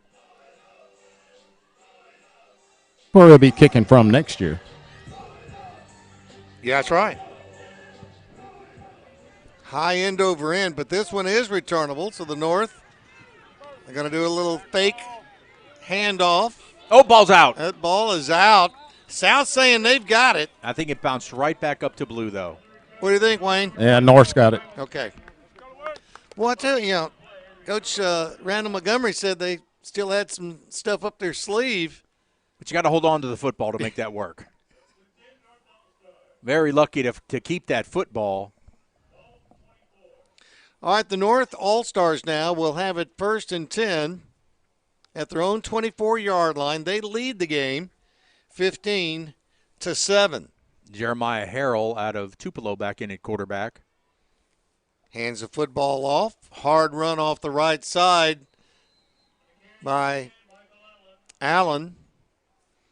And he gets a couple. If he got a couple, he earned it. I don't expect the North to stay conservative now, even though they have the lead. I think they're using that run to set up the pass. I think you're right. Once again. No gain on the play. They'll throw it out there, and he slips a man. Look how quick the South recovered. Well, that was just an absolutely tremendous play by Jeremiah Foxworth out of Columbia because he whiffed on the first but stayed with it and was able to neutralize the gain. Actually, loss of 2 on the play, so very good job there by Foxworth. Twin receivers to the right, twins to the left. From the 22-yard line. I think they lost 2 yards on that quick out pass. I'd look for Michael Johnson here. Well, he's going for him. Going for a little push off. A little push. Michael Johnson with a nudge of no, you get you get detention for doing that in school. I was gonna say there's an officer on the sideline with handcuffs for that one. My goodness. Wow. But hey, they force a 3 and out, and the South defense rises up. They rolled the safety over because they knew Johnson was the best weapon on the field at the time. So it was a good job by kind of covering him high and low. Jamarian Keys was in coverage. High kick, but again, not very deep. Little sideways roll there. Yeah. Going to go out the 43. So the North, who has enjoyed good field position to start drives most of the time in this game, will start at their own 45-yard line. If he gives them the 45, it's a generous spot. Looks like Varnes is going to be the starting quarterback here for the second half. Great interview by Wayne. Oh, yeah. Coming out of the half with Landon. Wayne, you can pull any of those players you want to at any time. Just let us know. Especially if they make a big play. Again, I'd love to try and see him get it into the hands of Berger here on the near side. Down at the bottom of your screen, that wide receiver. And there he goes. Little spin move, but can't make a man miss. Jaquavius Pace, good job out of Kosciuszko to wrap him up, because I tell you, if Berger, that's his specialty, is to spin out from that DB, and then he's down the sidelines. You know, Tristan Fortenberry out of Pascagoula, 6'6", 285, was out there trying to provide blocking. They're going to hand the football straight up, and boy, does he run into. Well, that was just a wall. Poor Dylan Lewis from Northwest Rankin. He ran into Span. And you don't get away from Span. Well, if you're going to try to run between the 9 and the 0 on that shirt, you got a long afternoon ahead of you. Well, I can't wait to see who TJ picks his college to be, because that is a great star out of Clinton. You know, they just had a lot of kids hurt this year. Came back and made it interesting toward the end. Throw down the middle, and it is caught. What a catch by Cameron Joseph. That was right on the money. The accuracy of Varnes there. And that's what happens when you give him just a little bit of time. Varnes looked much more comfortable in that pocket. Well, he got help that time from Cade Shivers, who's the offensive lineman out of Brandon, who peeled back and picked up a oncoming rush around. Now Varnes going to go, there's the flag. He was throwing the fade to Berger, and, well, unfortunately, it was nothing else to do for Pace but grab him. Otherwise, that was a touchdown. Yep. Good pass by Varnes. He's going to love Gulf Coast Community College. That system is made for him.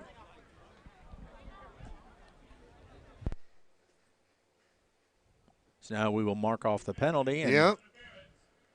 All right, South inching closer. I'll go out on a limb here and say they're probably going to go for 2 if they can get in.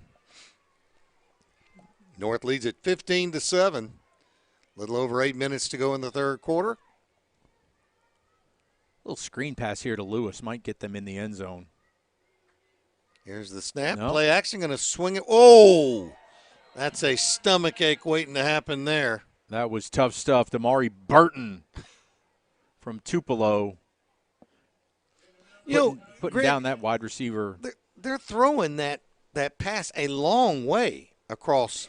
That is a hard pass, and it's becoming more common in high school football. That is a long throw for these quarterbacks to make, and it allows the defensive backs to close so quickly that it's really tough at the high school level. I'd like to see them run that inside the hashes rather than outside the hashes at the numbers, because that throw to the numbers, you're asking a quarterback to make a 40-yard throw.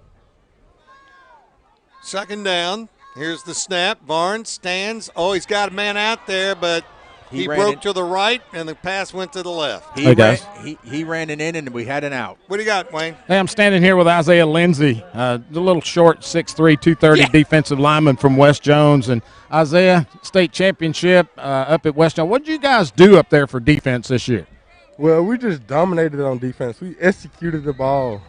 Oh, I know you dominated, but how? What did you do? What's so special about it? Well, we all rally to the ball. We all get there, and we group tackle. It just ain't one person on the ball. We all group tackle. All right, and I see you got a couple of offers here. Any thoughts about where you might be headed?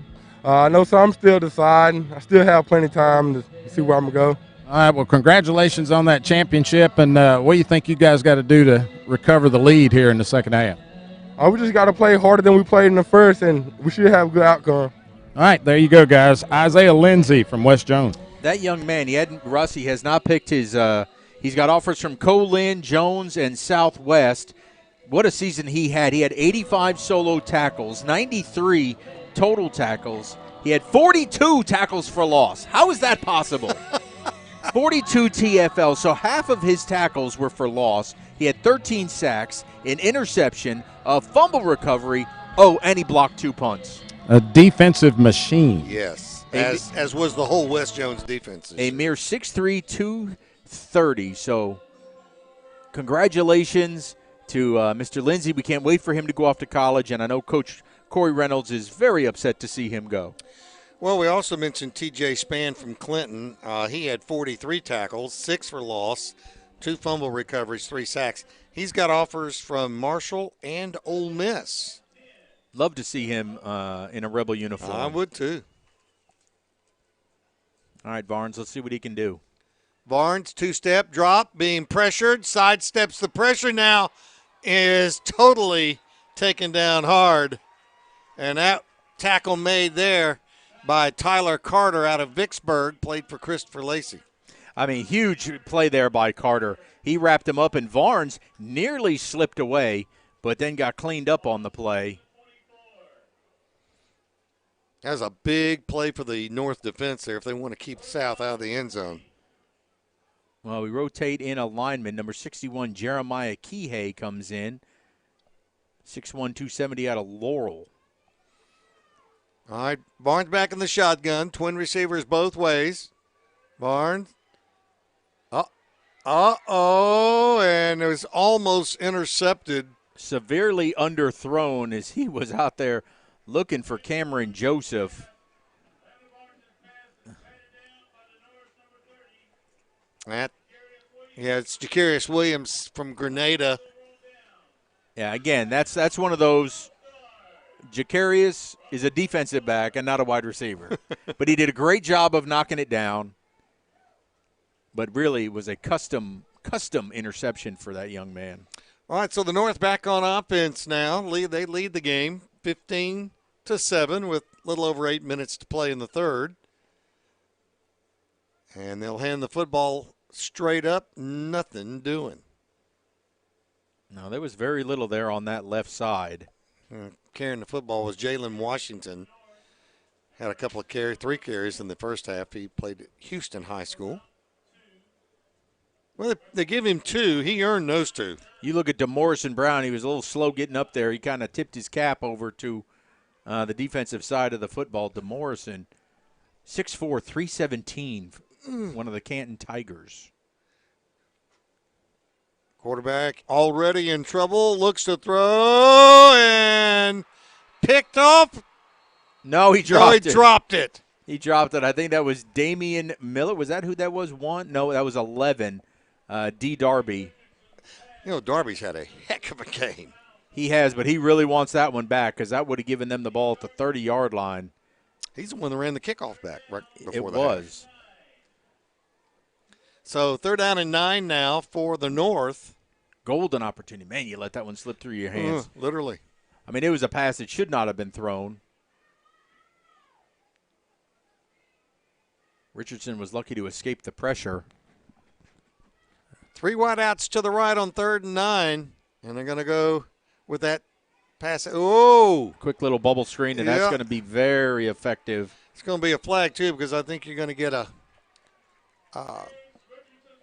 crackback block or something to that effect, maybe a hold. It was a good catch and run by DeQuadrian Welch from Noxubee.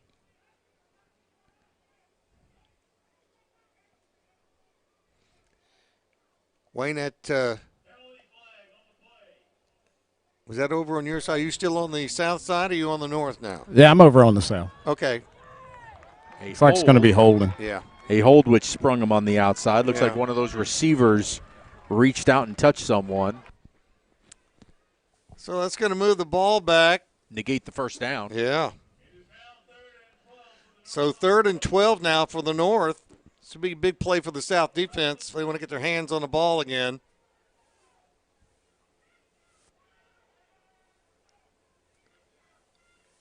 Here's the throw, and there is the tackle. And that's form right there. Yep. That time D. Darby came up and made the hit immediately on that little wide receiver screen. Welch on the reception. And what could have been a good drive is stalled due to the penalty. And so the punting unit will come on, and you'll never guess who's back to receive this punt. Old D. Darby. Yeah. Wobbly kick, fair catch called for and made. And he saved himself some yards by the fair catch, but nearly had it bounce away. But Darby able to get back on top of it. Good concentration. I'm impressed with his speed. His hands, not so much yet. What do they do to improve that? Go to bed holding the football? Make him walk around school all day with a football. Yeah. D. Darby, he's got hasn't picked his college yet, but he's got great offers from many of the JUCOs. Pearl River, Southwest, Northwest, and Colin. Also has an offer on the table from Southwest Louisiana. Hey, guys. Yes. Here with another state champ, Luke Stewart from Oak Grove. What's up? Hey, Luke, I see you going to Southern Miss. Yes, sir, I am committed. What's it mean to you to play in this game? To play in this game means a lot. I actually played my first ever high school football game on this field, and it just shows how far I've come and to play alongside my teammates as well. It's just a good brotherhood we have. All right. Well, congratulations on your championship. Good luck as a Golden Eagle. Yes, sir. Thank you. They're going to hand the football straight up, and the South running against the North. I think he got the first down there. If he got to the 40. Well, they're saying that the North is trying to say they stripped it out. Let's see if the officials agree. Officials are The one on the near side does not.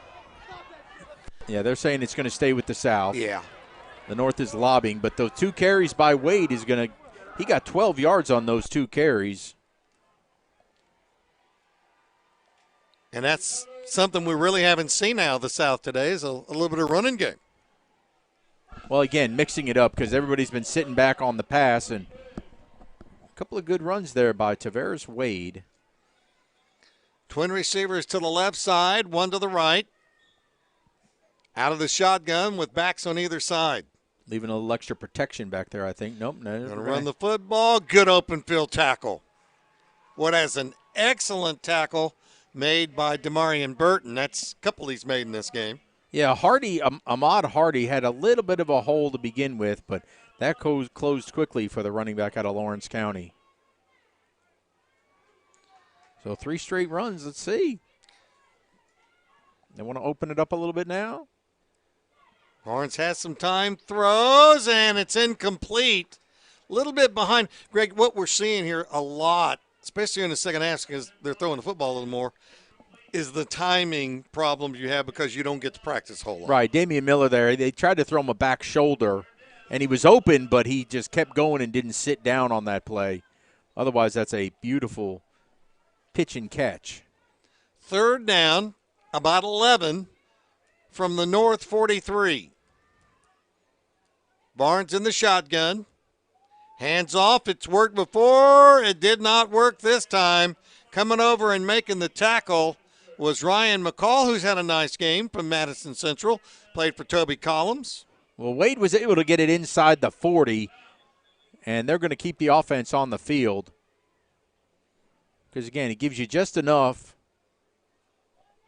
Well, now we're moving the down marker back. Penalty flag. Oh, I didn't see the penalty flag. It's going to be a rules. Came from upstairs. Right. Here comes that marine layer again. I'm telling you, it is so unusual. It's fascinating to watch this weather here on the coast. I mean, it was just sunshine and bright a few moments And then ago. the marine layer just keeps moving back in. It's really kind of neat. Again, it's just like being out in Frisco or San Diego. Or London. Or London, although London's a little more chilly. Yeah. I don't think they're calling for the mid-70s today in London. They are not. That was actually on the North, Russ, that rules penalty. Yeah. So now that's a third down. Yep. And manageable. Barnes hands off, big hole There right goes side. Wade down to the 20-yard line. And a flag goes down. A late flag comes flying in from the side. Where the tackle was made. From the side judge. I have a feeling they're going to get a hold on here, Wayne. I think this is going against the North. Really? Officials talking about it right now. South is pointing at them.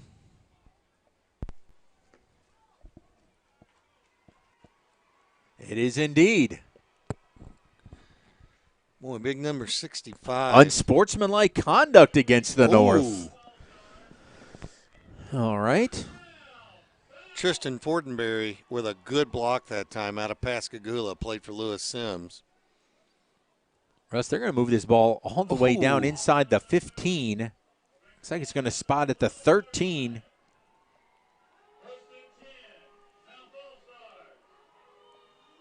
Not a popular call. You know, the good weather, though, has allowed more fans to be here this Yeah, year, and yeah. it's making it a lot more fun.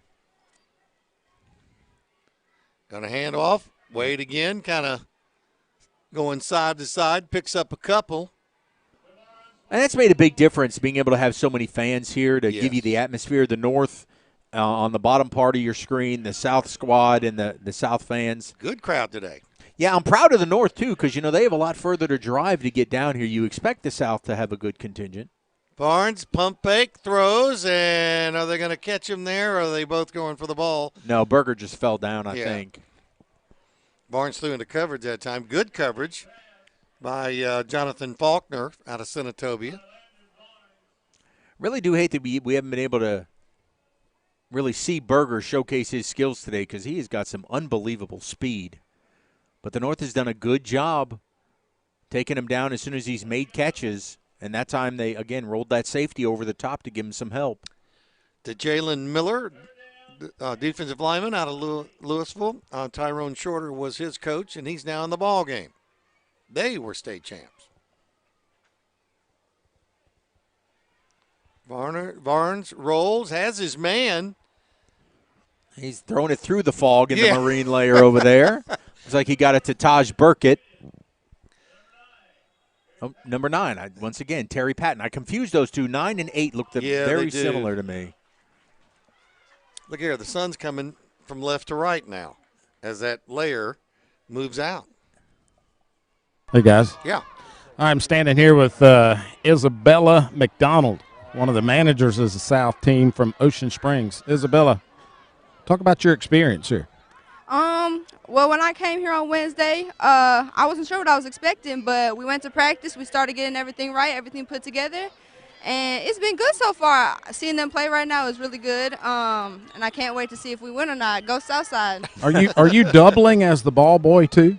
Man, I'm doubling as everything. A trainer. I'm doubling as everything. A trainer, a ball boy, water, taping, doing their laundry, everything. That's great. All right. Well, congratulations to you. Thank you. That's great. Thanks, Wayne.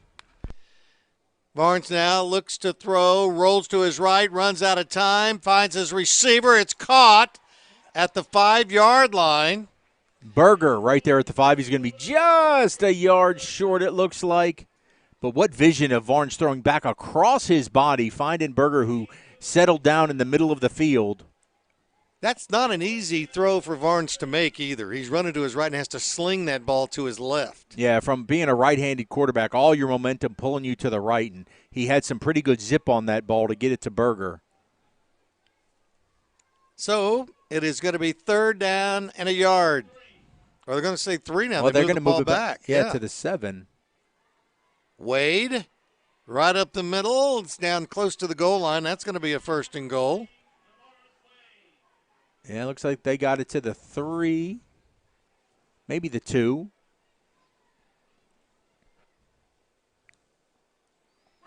First down. It's going to be 1st and goal to go in the South. Trying to get into the end zone to see if they can tie this game up.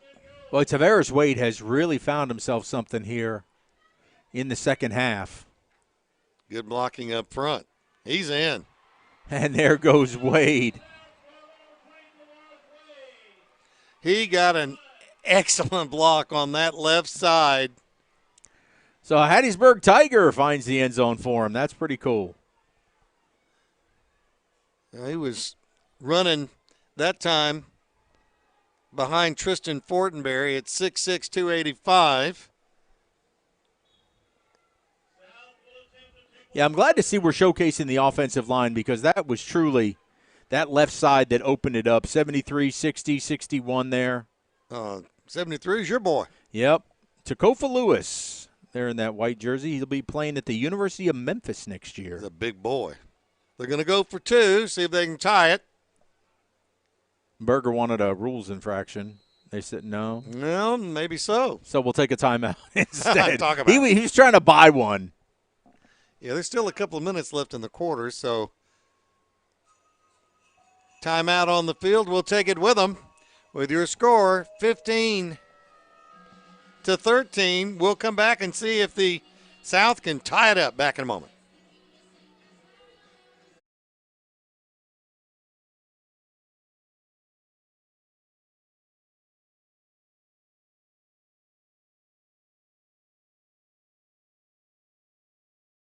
You know I'd love to be there. It's just super far. That's not that far. We have unlimited data. We can chat all we want. I'm comfy. But it's like 10 feet. Like I said, super far.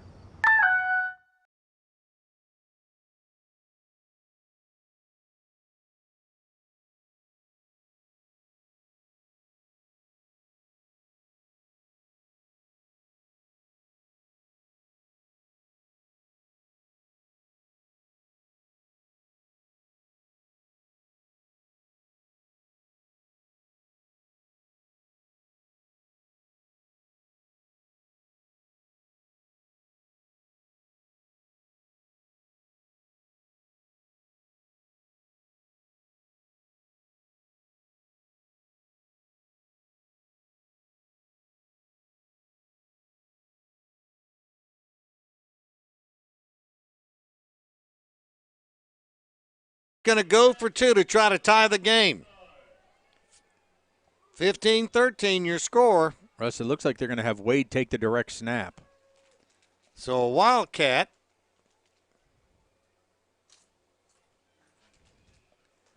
I certainly like going for 2 here. And going with a lot of beef.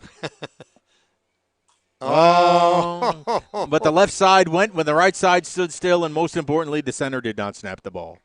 Second time today. The left side said we're going on 1. Everybody else was going on 2. And so what it'll cost them is 5.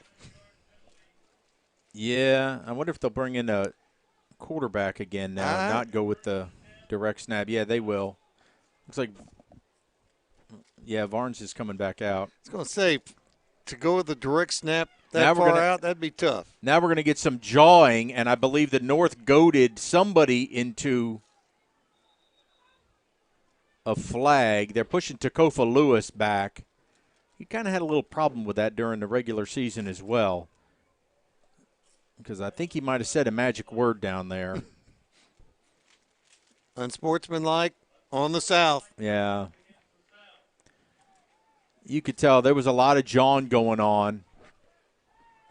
And then the North just all started clapping in unison when the flag came out because, they know whose skin they can get under, put it that way. The players talk. Oh, they were talking at the banquet last night. North really wants this game because it's been 3 years and they haven't won, so they're trying to keep the South out of the end zone right now. Right now, the North leads at 15-7. Well, I'm waiting to see. they should mark this back. This is going to be one heck of a long 2-point conversion. Heck, it'd be a long field goal attempt for an extra point at this point. Because you're going to mark 15 yards off, Russ, and it's going to go. Ooh.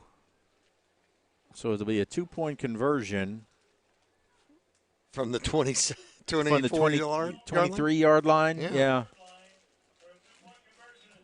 So, yeah. It'd be a 40-yard extra point if they tried to kick it. Not that he couldn't. I mean, he'd make it, but this is a daunting 2-pointer. Twin receivers both ways going for 2. Barnes back to throw. Throw it up. Throw it. Barnes rolling to his left. He's in trouble. Throws to the end zone. I think intercepted. I think it's intercepted.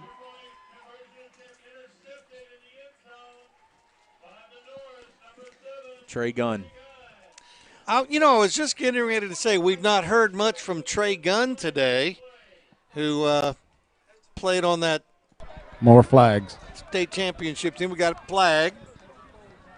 Wonder if he was outside the line of scrimmage when he threw that ball. It's probably going to be unsportsmanlike again. On the north. Offsetting. Yeah. Clearly post-possession now, so we'll have a kickoff. All right, we saw a onside kick tried by the North in the first half. Do they try one here? Well, with Randall Montgomery, I would say there's a real possibility. Well, I mean, this would be Pennick that would have to call this one. I'd love to see if – but the defense did really well. They did. And kicking from the 40, Stewart can put it out of the back of the end zone. But you were saying earlier how Pennick is just hard-nosed, old-school football. He is. You don't see too much razzle-dazzle out of Gulfport. Stewart got a good leg into that end over end and into the end zone. Yep. And out of the end zone. And almost to the concession stand. Well, again, that's what Southern Miss has to look forward to next year, and this is going to be a great addition to that Golden Eagle roster. They've got several great additions on that field right now. Yeah, especially, for Southern Miss, you're going to see a lot of them playing next week. Yes. And then they picked up some really good private school kids as well, with John White out of MRA as the quarterback, Reed Jezelowski from Hartfield. That's going to be a heck of a roster next year that Coach Will Hall's going to have. Now, do you play them as freshmen? That's going to be the big question. That's going to be the big question. All right, so now here comes the North. They hang on to a slim lead. Little toss pitch, good block on the outside, but not good enough. Is going down quickly is Jalen Washington. Terrific tackle there by Eric Moore Jr. from Ocean Springs. And Washington going to come out limping a little bit. 2nd and 10, no gain on the play.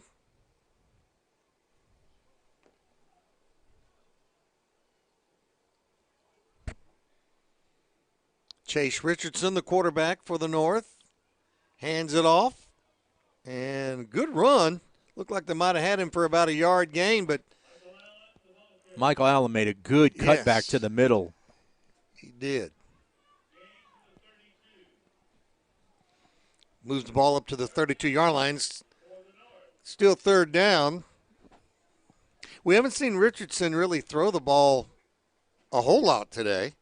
Mm-mm.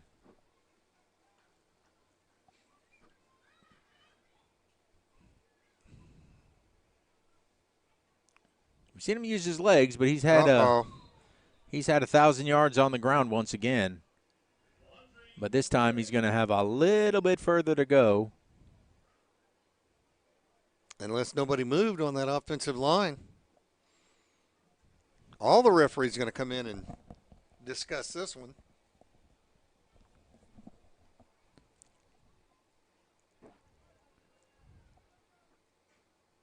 Wayne, did it look like they were enticed over the line, or was this just a false was it the defense just jumping over? I don't know if you were looking at it. Hey, got in the ballgame now. Bo Davis, offensive lineman. Or he's listed an offensive lineman. And 6'1", 290 out of Warren Central. Played for Josh Morgan. I had a chance to talk to his dad for just a minute before the ball game today. He said, I'm just going to be a fan right now of my son. I mean, if I'm not mistaken, was that a face mask penalty pre-snap? Pre-snap? Well, that was bizarre. I don't think I've ever seen that. Wayne, you may want to get a clarification on that one. I don't think I've ever seen it. I mean, if you came across the line, then you're offside. To grab a face mask, you're offsides, right? Wade Estes, offensive lineman for Germantown in there now, played for Russell Mitchell. Back to throw. Richardson rolling to his right, being chased. Throws. Ball knocked down on a good defensive play by Jeremiah Foxworth, who will make a bunch of them in a game. Well, and Trace Carter did a great job of cutting off the edge because Richardson was looking like he wanted to run, but he forced the throw. And then, as you said, Russ, Foxworth just got some ups to knock that ball down. So exactly what the South wanted as we get close to the end of the third quarter. They want to get that ball back. Oh, it's dropped, picked up, and he got the kickoff end over end, and it's going to check up. Take a hop for him. Yeah. That did not give D. Darby a chance to return it, so now the South will have it 1st and 10. Well, the North, they did not cross the 40-yard line there in the third quarter. They kept everything down on their own end there. Momentum certainly on the South side. I think it swung. I think it swung right before the half when they got Darby's kickoff return. All right, we're going to send Varnes back out. I guess at this point you're like, well, our best chance to win is Varnes, and we're going to stick with him. We saw earlier Dylan Moran take some snaps, but they're going with the hot hand in Varnes. Full house backfield, twin receivers left, one to the right. Here's the snap. They're going to run the football. And he moves the ball up close to the 35. Armand Hardy on that one. Lawrence County. Played for Jesse Anderson. Now they're going a little bit of tempo. Yeah. Trying to wear down this North team. Here's the snap. North in the backfield, but he gets away. No, he doesn't. That is Hardy again. Clem Waddle called it correctly. Hey, he guys. was pinball down. What you got, Wayne? I'm standing here with a guy that knows everything about South football, Matt Stats from Coach Football. Matt, what do you think the South's got to do to get back in here? Yeah, Wayne, it's a great game. They just got to throw the ball and catch the ball a little bit more than what they've been doing, but give it to both sides. Again, it's hard for both of these teams to work together just in a matter of days to get a gel for each other, and it's showing out here. You see the North got a touchdown on a halfback option pass, and then the return off the kickoff for the South. So the South, I'm hoping they can make this drive here. They caught it within 3 and within 2, and they got a field goal kicker that can kick it from Oak Grove.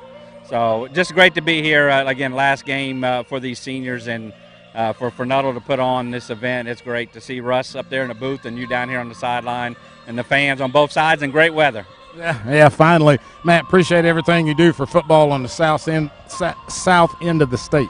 Yes, we try to keep everybody informed statewide, but mostly on the coast, on Facebook at Gulf Coast High School Football, and then on Twitter at Coast Football.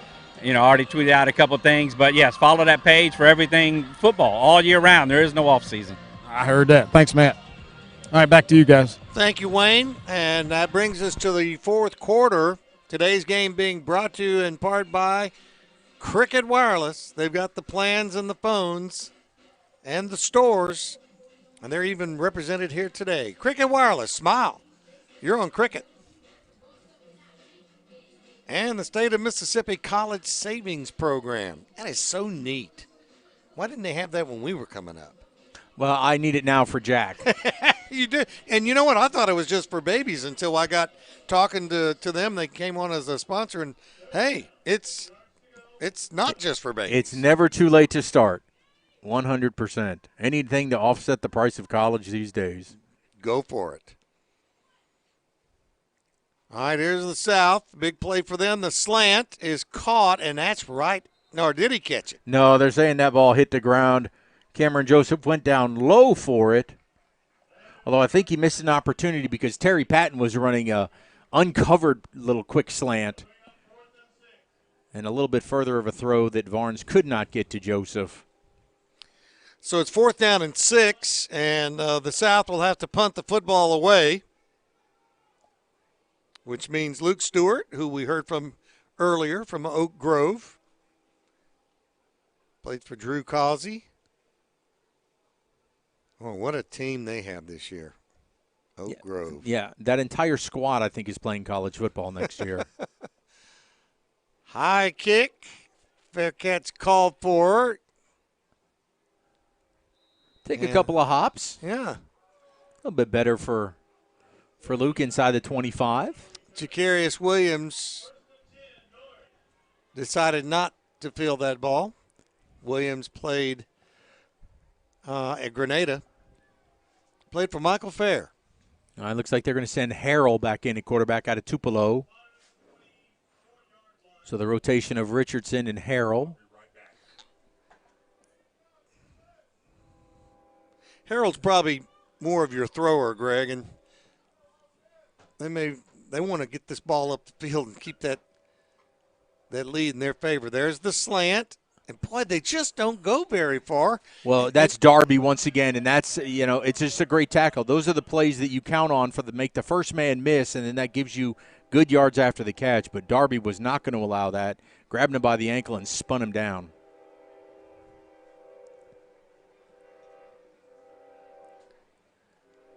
Twin receivers to the right, one to the left, slot man on the left.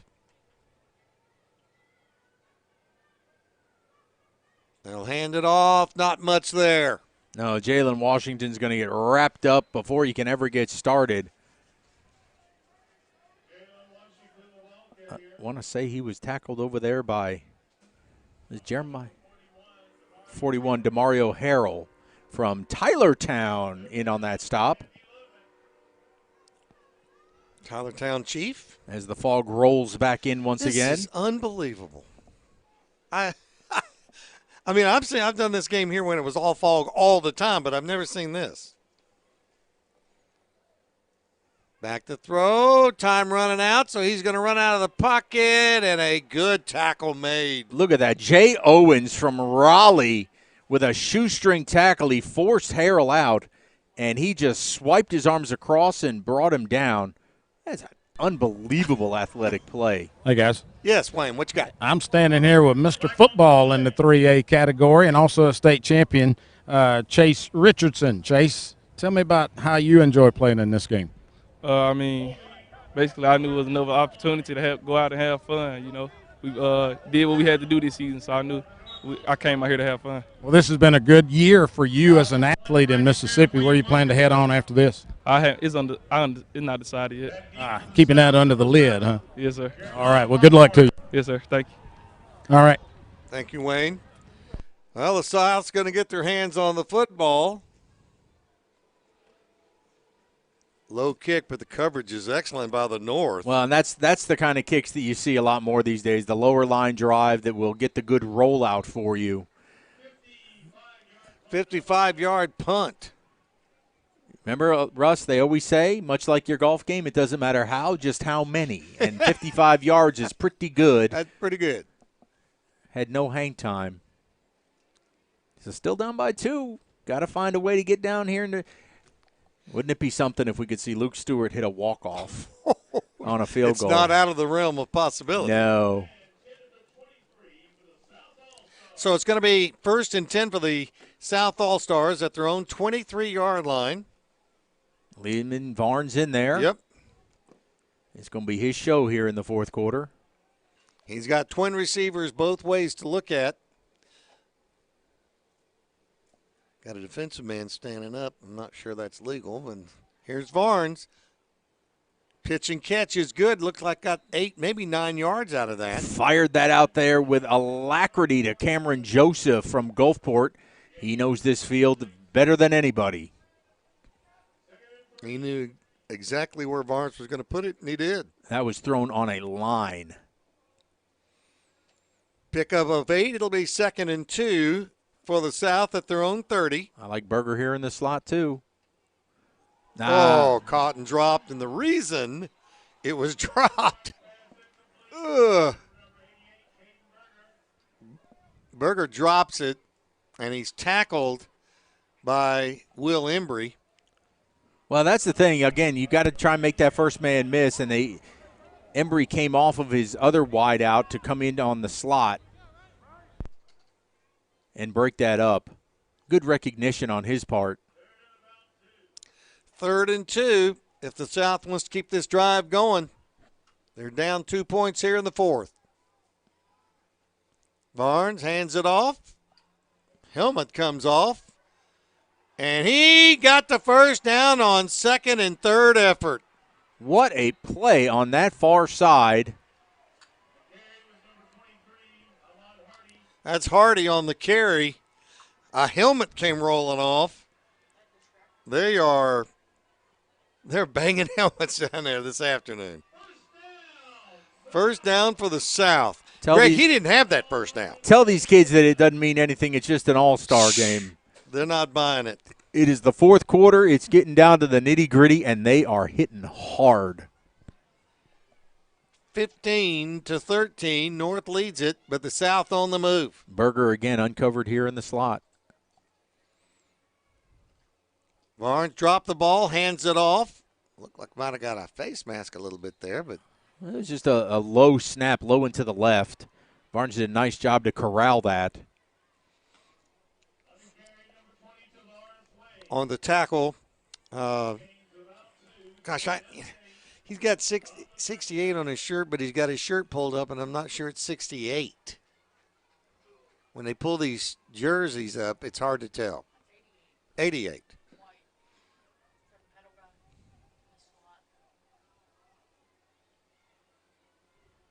Second down.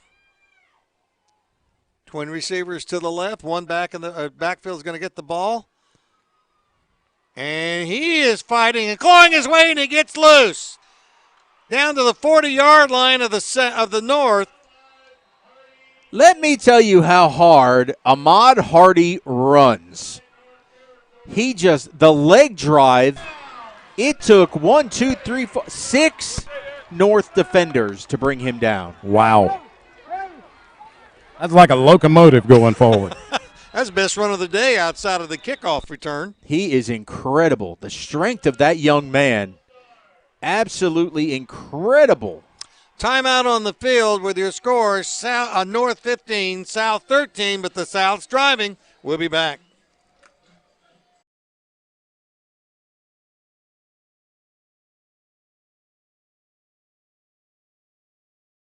You know I'd love to be there. It's just super far. That's not that far. We have unlimited data. We can chat all we want. I'm comfy. But it's like 10 feet. Like I said, super far.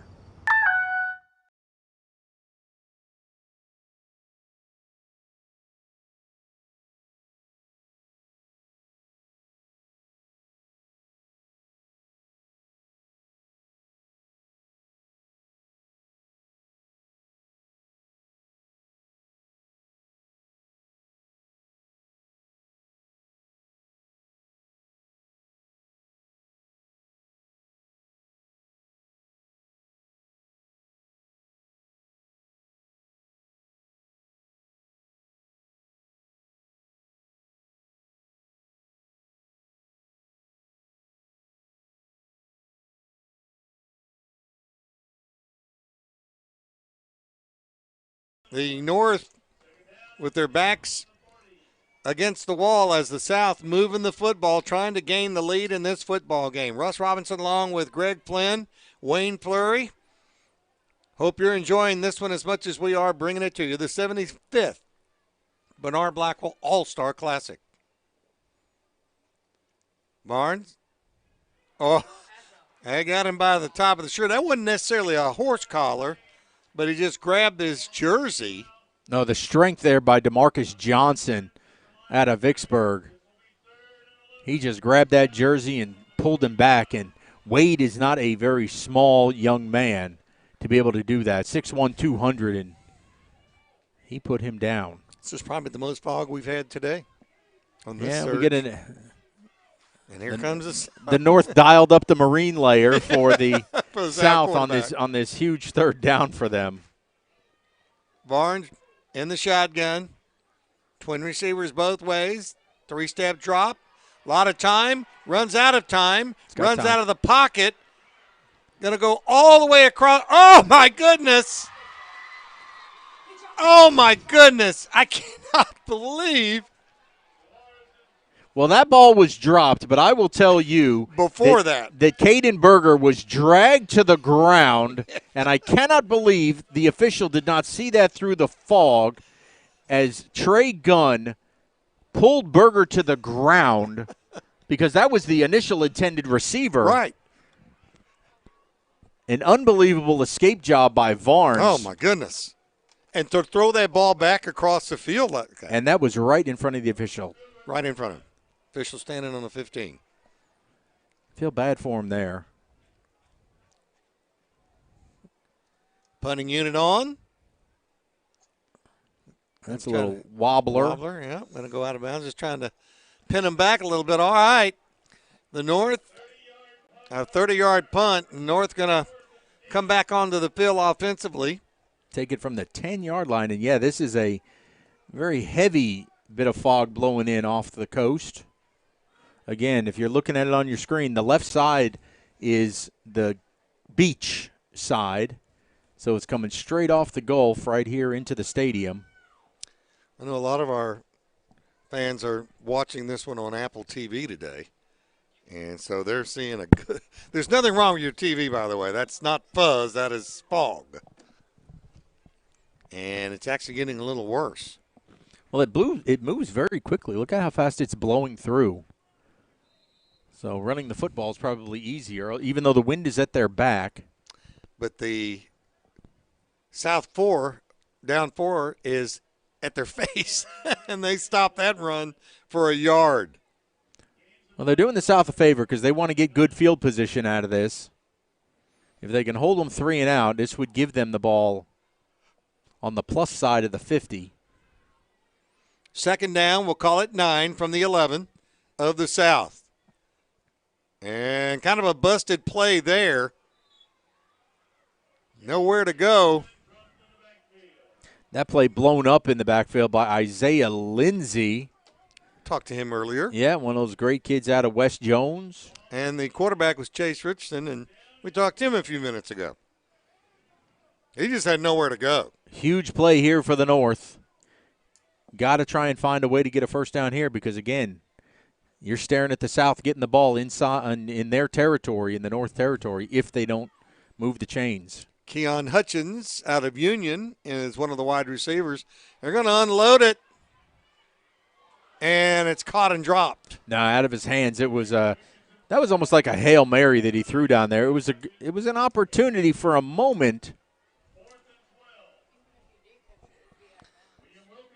On going up for that pass, but not being able to come down with it was the young man that I just mentioned just got in the game, Keon Hutchins, wide receiver out of Union High School, played for Jordan Wren. So now punting out of his own end zone now. Here they come after it. End over end. Darby's got it at the 43, kind of making people miss down inside the 30 to the 25.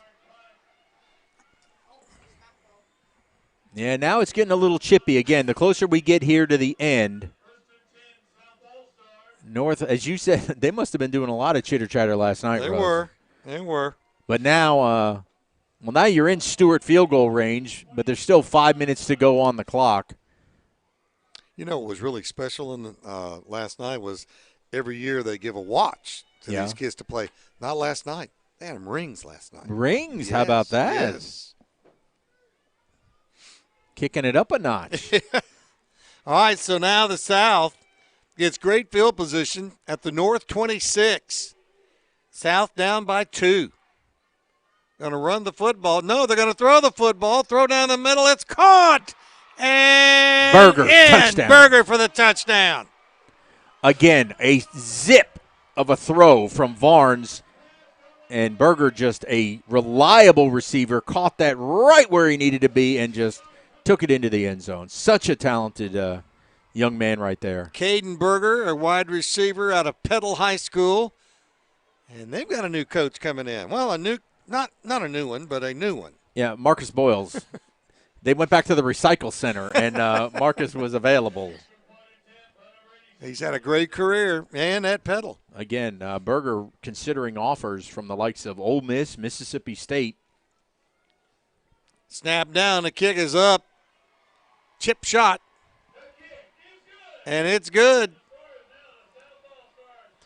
Well, it only took them until 4:50 to go in the fourth quarter for the South to have their first lead of the game. We'll take a timeout and be back with the kickoff in a moment.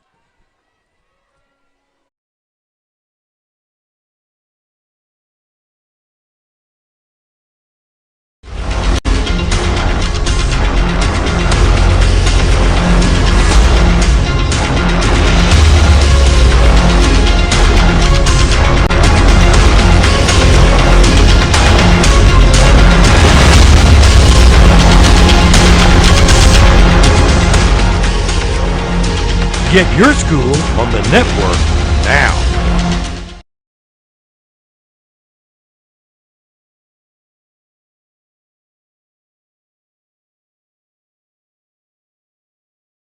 To Gulfport, where the South has just taken the lead 20-15. Brandon Bulldog quarterback rifling one to a Petal wide receiver. And here's the kick. High end over end, but returnable. Taking it to 10. Coming wide, 15. Trying to get to the 20, and does, and he's taken down. That was a 7A Region 3 touchdown. Yeah, that's right, it was. On that run back was Jaquavius Pace out of Kosciuszko. All right, so it's on Jeremiah Harrell's shoulders now. Quarterback out of Tupelo, the Golden Wave. His turn to try and match Varnes here. Guys. Yes. Hey, I got Mr. Caden Berger here. Just caught a touchdown pass. Caden, how'd that feel? It felt great. You know, I took a little hit at the end, but like I said, it's football. This is the best of the best from the north and the south, so we just keep on going. A lot of offers I see here on this piece of paper. Any thoughts? No, sir. I'm going to sign next week. Excited to do that, but right now I'm just going to enjoy this game, have fun, and then go handle business next week when I sign. We don't get a hint? We don't even get a hint? I see some red and blue in your sock down there. That's a hint, Wayne. Thanks a lot, Caden. Yes, sir. Thank y'all. That's fantastic. All right, the North with twin receivers both ways from their own 20. 1st and 10. Ball is incomplete. Well, again, Michael Johnson Jr., he heard the footsteps there of Damon Felder, the second.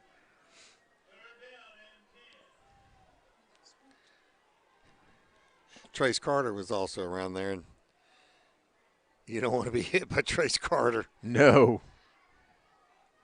So now they're going to put the 3 wideouts to the right side. No, they're going to drop one out. Broke the huddle with too many men in it. Here's the snap. Hit as he throws the football. Yeah, he tried that little pump, the shoulder fake to try and get him some more time, and the defense collapsed in there, the pressure, and that ball just kind of fell harmlessly about 8 yards from the line of scrimmage. And 4th down, Russ. That is what they did not want. Well, that time of possession there, 15 seconds on that series. Ooh. And that is including 2 incompleted passes. Yeah. A whole 15 seconds came off the clock. Here's the punt. Another returnable. Got a new return man. And catching it is Jeremiah Foxworth out of Columbia. Played for Chip Bilderback. What a job Chip's done the last couple of years at Columbia. Now here's the what we have to decide. Does Coach Pennick want to go for the jugular here, or does he want to run the clock down and he goes for the jugular and go old school with running the football to work this clock down? I think he goes for the jugular here. Well, he's going to have Hardy and Wade in as the backs. They've taken turns shining here in the second half. Hardy been the much more powerful runner. Getting a couple of guys on the offense out a little late. Well, Berger's still celebrating his touchdown. That's why he was late coming out. Twins to the right, one wide out to the left. Out of the shotgun. They're going to run the football. Good call, Greg. There's Hardy. Look at him. Look at that boy run. He was hit at the 44-yard line. He takes it to the 38. Got a little extra push there from his offensive lineman that came on down, Kickoff Lewis, helping get him those last 2 yards. Boy, Hardy is so strong. Yeah, Lewis is a big boy, too. Well, and the guard right there next to him, Shivers. Preston Wood. Is that 50? Out of Mize. 6'4", 310. 1st and 10 for the South. We're going to run the football, and the North will stop it after a yard. Tell you, that is a very impressive left side of the offensive line. Yes, it is. You talk about speed, but, I mean, big, they've got quickness as well. I mean, between Lewis and Wood, that's almost 600 pounds on the left side.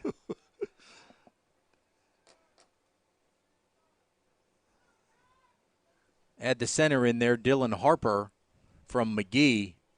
That's another 280. Oh, you're 1,100 pounds on the offensive line. I can see why they like running to the left. Yes. Here we go again. This one's going to go up the middle. Those are just hard yards for Hardy.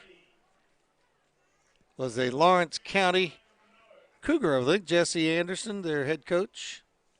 Well, they can keep it a one-score game if they can hold the South to a field goal attempt on this drive. They're running out of time, though. About 2:45 and counting on the clock. And, of course, the South going to burn as much of that clock as they can before they run a play.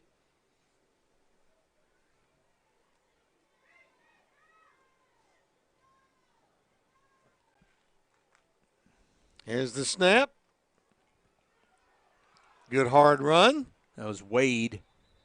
Looks like he's going to get it down to the 29, and they're going to immediately call a timeout. Is the North. All right, we'll take it with them. South has come back and taken the lead, and we'll take a timeout and be back with an exciting finish in a moment.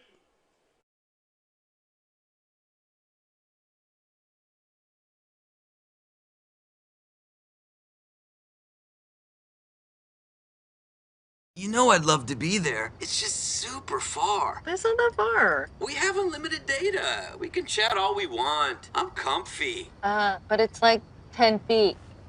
Like I said, super far.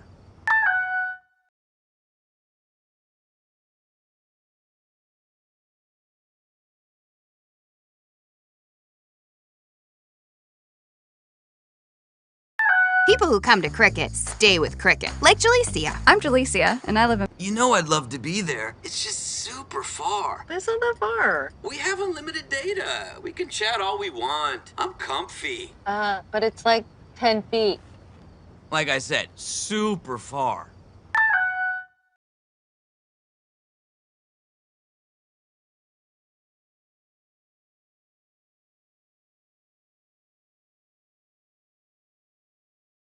I wonder if anybody's taking bets on who's fixing to get this football. Yeah. I'm betting on Hardy. Welcome back. Decision time for the South. They're going to go for it. We also put Xavion Quick back there with Hardy. I think Quick may act more as a fullback to open the way. And they're going to call a timeout. Well, I think Pennock wanted to see how that defense was going to line up. Well, we got this time, Greg. I want to thank the folks here at Gulfport for their support and helping us get this game on. Engineer, producer Chris Saxton came down and worked with their internet crew, and they've been very accommodating. The banquet was tremendous last night, and the They always do a good job here at Milner Stadium for this ball game. You have seafood or do you have rubber chicken for the banquet? It was chicken, and it was good. Okay. Yeah. I thought they might have had the little Russ Robinson special plate that was probably the oysters and the shrimp, perhaps. Shrimp and grits. Or the filet. Love the filet. I know. Love the filet and shrimp. Exclusive from the sideline. They're going. They're going for it. All right, you heard it first from Wayne Fleury. He's calling it. All right, they're going to have Hardy in the backfield. Well, interesting. That's a long 2 yards, guys. Interesting formation here. Yeah. You got two backs up in front of him and Hardy behind Varnes. So to get it, he'd have to gain 9 yards. Oh, and he bobbled the football, and the North's going to come up with a stop. Threw the timing off of it completely. And I don't, not to overly question the coaching staff, but when you put a back that deep in the backfield to get 2 yards, he was going to have to get 9 to get the first down. And we haven't had many 9-yard runs in this game. Well, today. now Hardy can drag people with him, but the timing was just off on that one, threw it out. So you're going to give the North a good shot here with 2 minutes to play. Looks like they're going to stick with Harrell, I believe, through the fog. All right. 1st and 10 for the North at their own 30. Slip screen. And a great tackle turned in by the South. Chase Pinkston there out of Oak Grove. Another one of those great warriors. I mean, he was there when the catch was made. They're quick. I mean, the speed that they had in Oak Grove this year, just top to bottom, was really impressive. So 2nd down and 11 after a loss of 1. Harrell to throw. Has a man, overthrows him. He had Boy, Michael Johnson yep. Jr., if he catches that, he's off to the races. He ran a beautiful post, but Harrell had to throw it just before he wanted because he was getting pressured from his left. If he could have had another half tick right there, Johnson will have given the North the lead.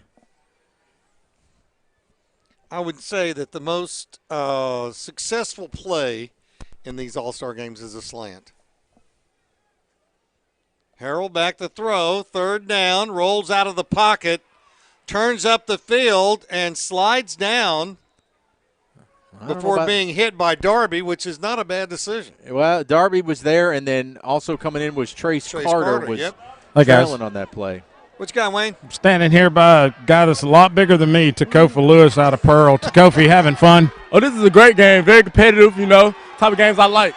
Well, it looks like the South's going to try to hang on for 4 in a row. Yeah, we're coming with this one. This one had to come back. All right. Now we come back, we big headed. Here's Harrell going to be chased. Down he goes. And Paris Evans puts the exclamation point on this one. The pride of Wayne County just pretty much sealed this thing for the South. Now it's just knees. Yep. Yeah, well. 57 seconds left, and they had one last gasp.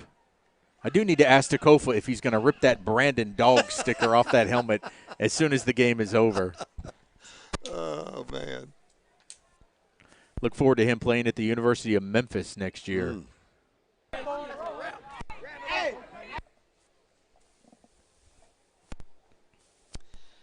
Big thanks to Johnny Mims and his crew from the Mississippi Association of Coaches.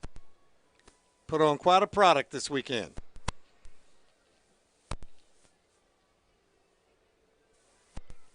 South just going to run this one out and take. Well, they're not even going to run. They'll take an. And really treated the fans this year. It's. Hey guys. Yeah. Mr. Paris Evans just came up with a big tackle here. Paris, how'd you like that? I love it pretty much. It's a team effort. I had to get that last set. Well, you sealed the victory for the South, making it 4 in a row. Oh yes, sir. Hey, 4 more. Ready to go.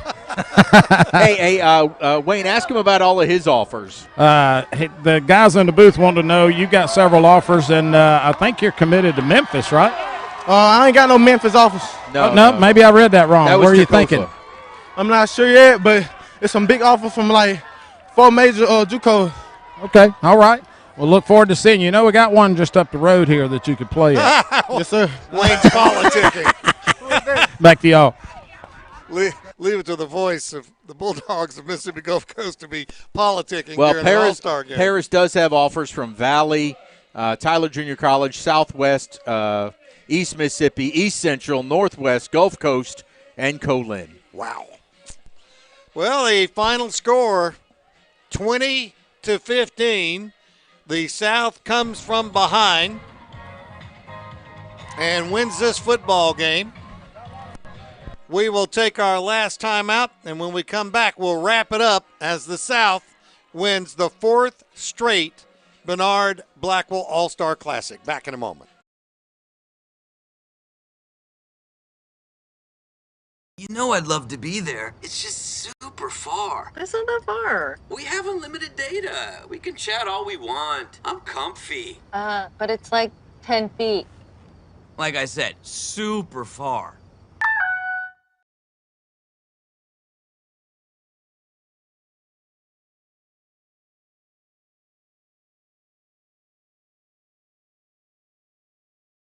Oh, but you can go down there and see Tacoma. Welcome back. Russ Robinson along with Greg Flynn. It's been a super ball game today. Points. Weather held out. We had points. We had points. We had offense. But you know what? We had some great defense to go along with that. Well, these are just great all-stars. And, again, when you see all-star games like this, Hey, it's guys. nice to see that the defense Got steps up. the winning coach here, Coach. Got it done. Ain't no doubt. I told you, a little offense in the second half, right? You're going to go a long way. But so what a competitors. You know, all these guys, both teams are just so awesome, you know, the way they competed. It seems like every year this game comes right down to the wire, and it did again tonight. And just awesome guys. I'm proud of our South team. Feels good to do it in your home stadium, too, doesn't it? Hey, there's no doubt, man. I mean, we like having these experiences here at Milner, and have a few more of them. It's good to get one today. Congratulations, Coach. 4 in a row for the South. That's right. Thank you, sir. We standing on business. All right, there we go. See if, Wayne, if you can run down Hardy. Or a Hardy and or D. Darby. I thought they played it. So that would be either 11. Hopefully, if 11's wandering around out there. Because Darby really, you know, he lit the fire right before halftime, taking that kick 90 yards when it looked like the South was just kind of struggling and limping through a swamp. You know, he lit that fire. They got into the locker room, and they came out inspired. Yeah. All right, I'm standing here with D. Darby. D, nice little run back you had there. Yeah. Had to handle that business. Get business cleared. All right, what's it feel like to get a win here? Oh, yeah. Feel good. Got put out at third round. It was my championship game. I heard that. All right, so where you thinking about next? Hey, college ball somewhere. I don't know what school I'm going to next, though. But I'm playing college ball somewhere. I got you. Good job here this afternoon. Yeah, appreciate you. D. Darby treated this as his championship. He got a ring. Yes, he's got a ring. He got a ring. In fact, all of them got a ring. And tip of the hat to the MAC for doing that. So congratulations to everybody that participated today. We'll be giving our Cricket Wireless Player of the Games here after we get off the air because they're going to take a little bit too long down on the surface. Wayne is on the prowl down there. Wayne's on the prowl? He is searching.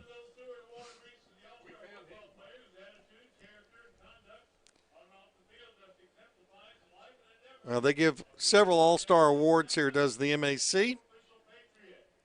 Let's go down there.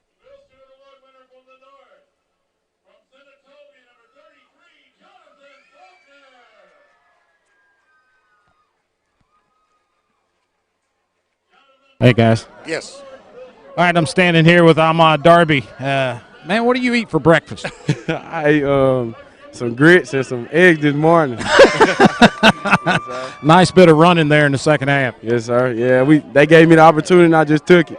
Well, I'm glad you did. South comes up with a 4th straight win in this series, and how's it feel to be a part of this game? Oh, yeah, you know that talent coming from the south side. I got you. What about next year? Where you headed? I don't know. I haven't decided yet. All right, well, think hard and go somewhere that'll give you a great opportunity. Yes, sir. God bless. Thank you, Wayne. Announcing some academic award winners. Yeah, it's really, Greg, when you get around these kids, they're very appreciative of being able to play in this game because it's kind of the last look a lot of scouts are going to get, recruiters. Yeah. Well, and it's their last high school game, too, so a lot of them just want to let it all hang out, especially those, as you heard, that fell short of a team championship. Right. That this is their chance to be a part of a winning squad, and it's a big deal. It's a big deal to be the winner of the Blackwell Classic.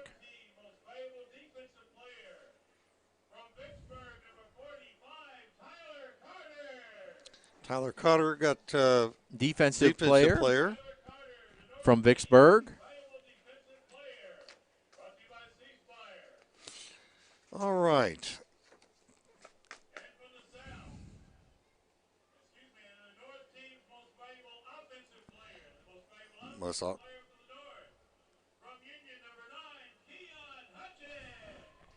Keon Hutchins is your offensive player from the North.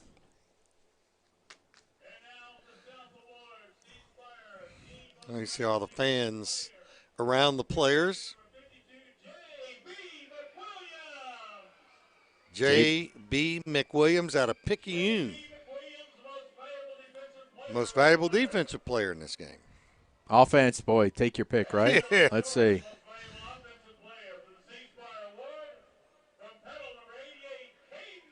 There's scores the winning touchdown. Young Mr. Berger.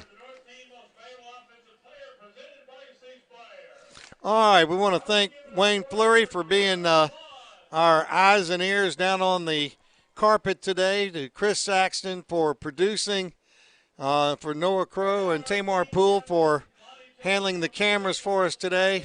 Greg, it's always a pleasure to work with you, and we get to do this again next week. Yes, we will see you next week at M.M. Roberts Stadium for the Mississippi-Alabama as they celebrate here the in-state Civil War trophy. Next week, the great state of Mississippi hoping to take home the Ms. Hal trophy.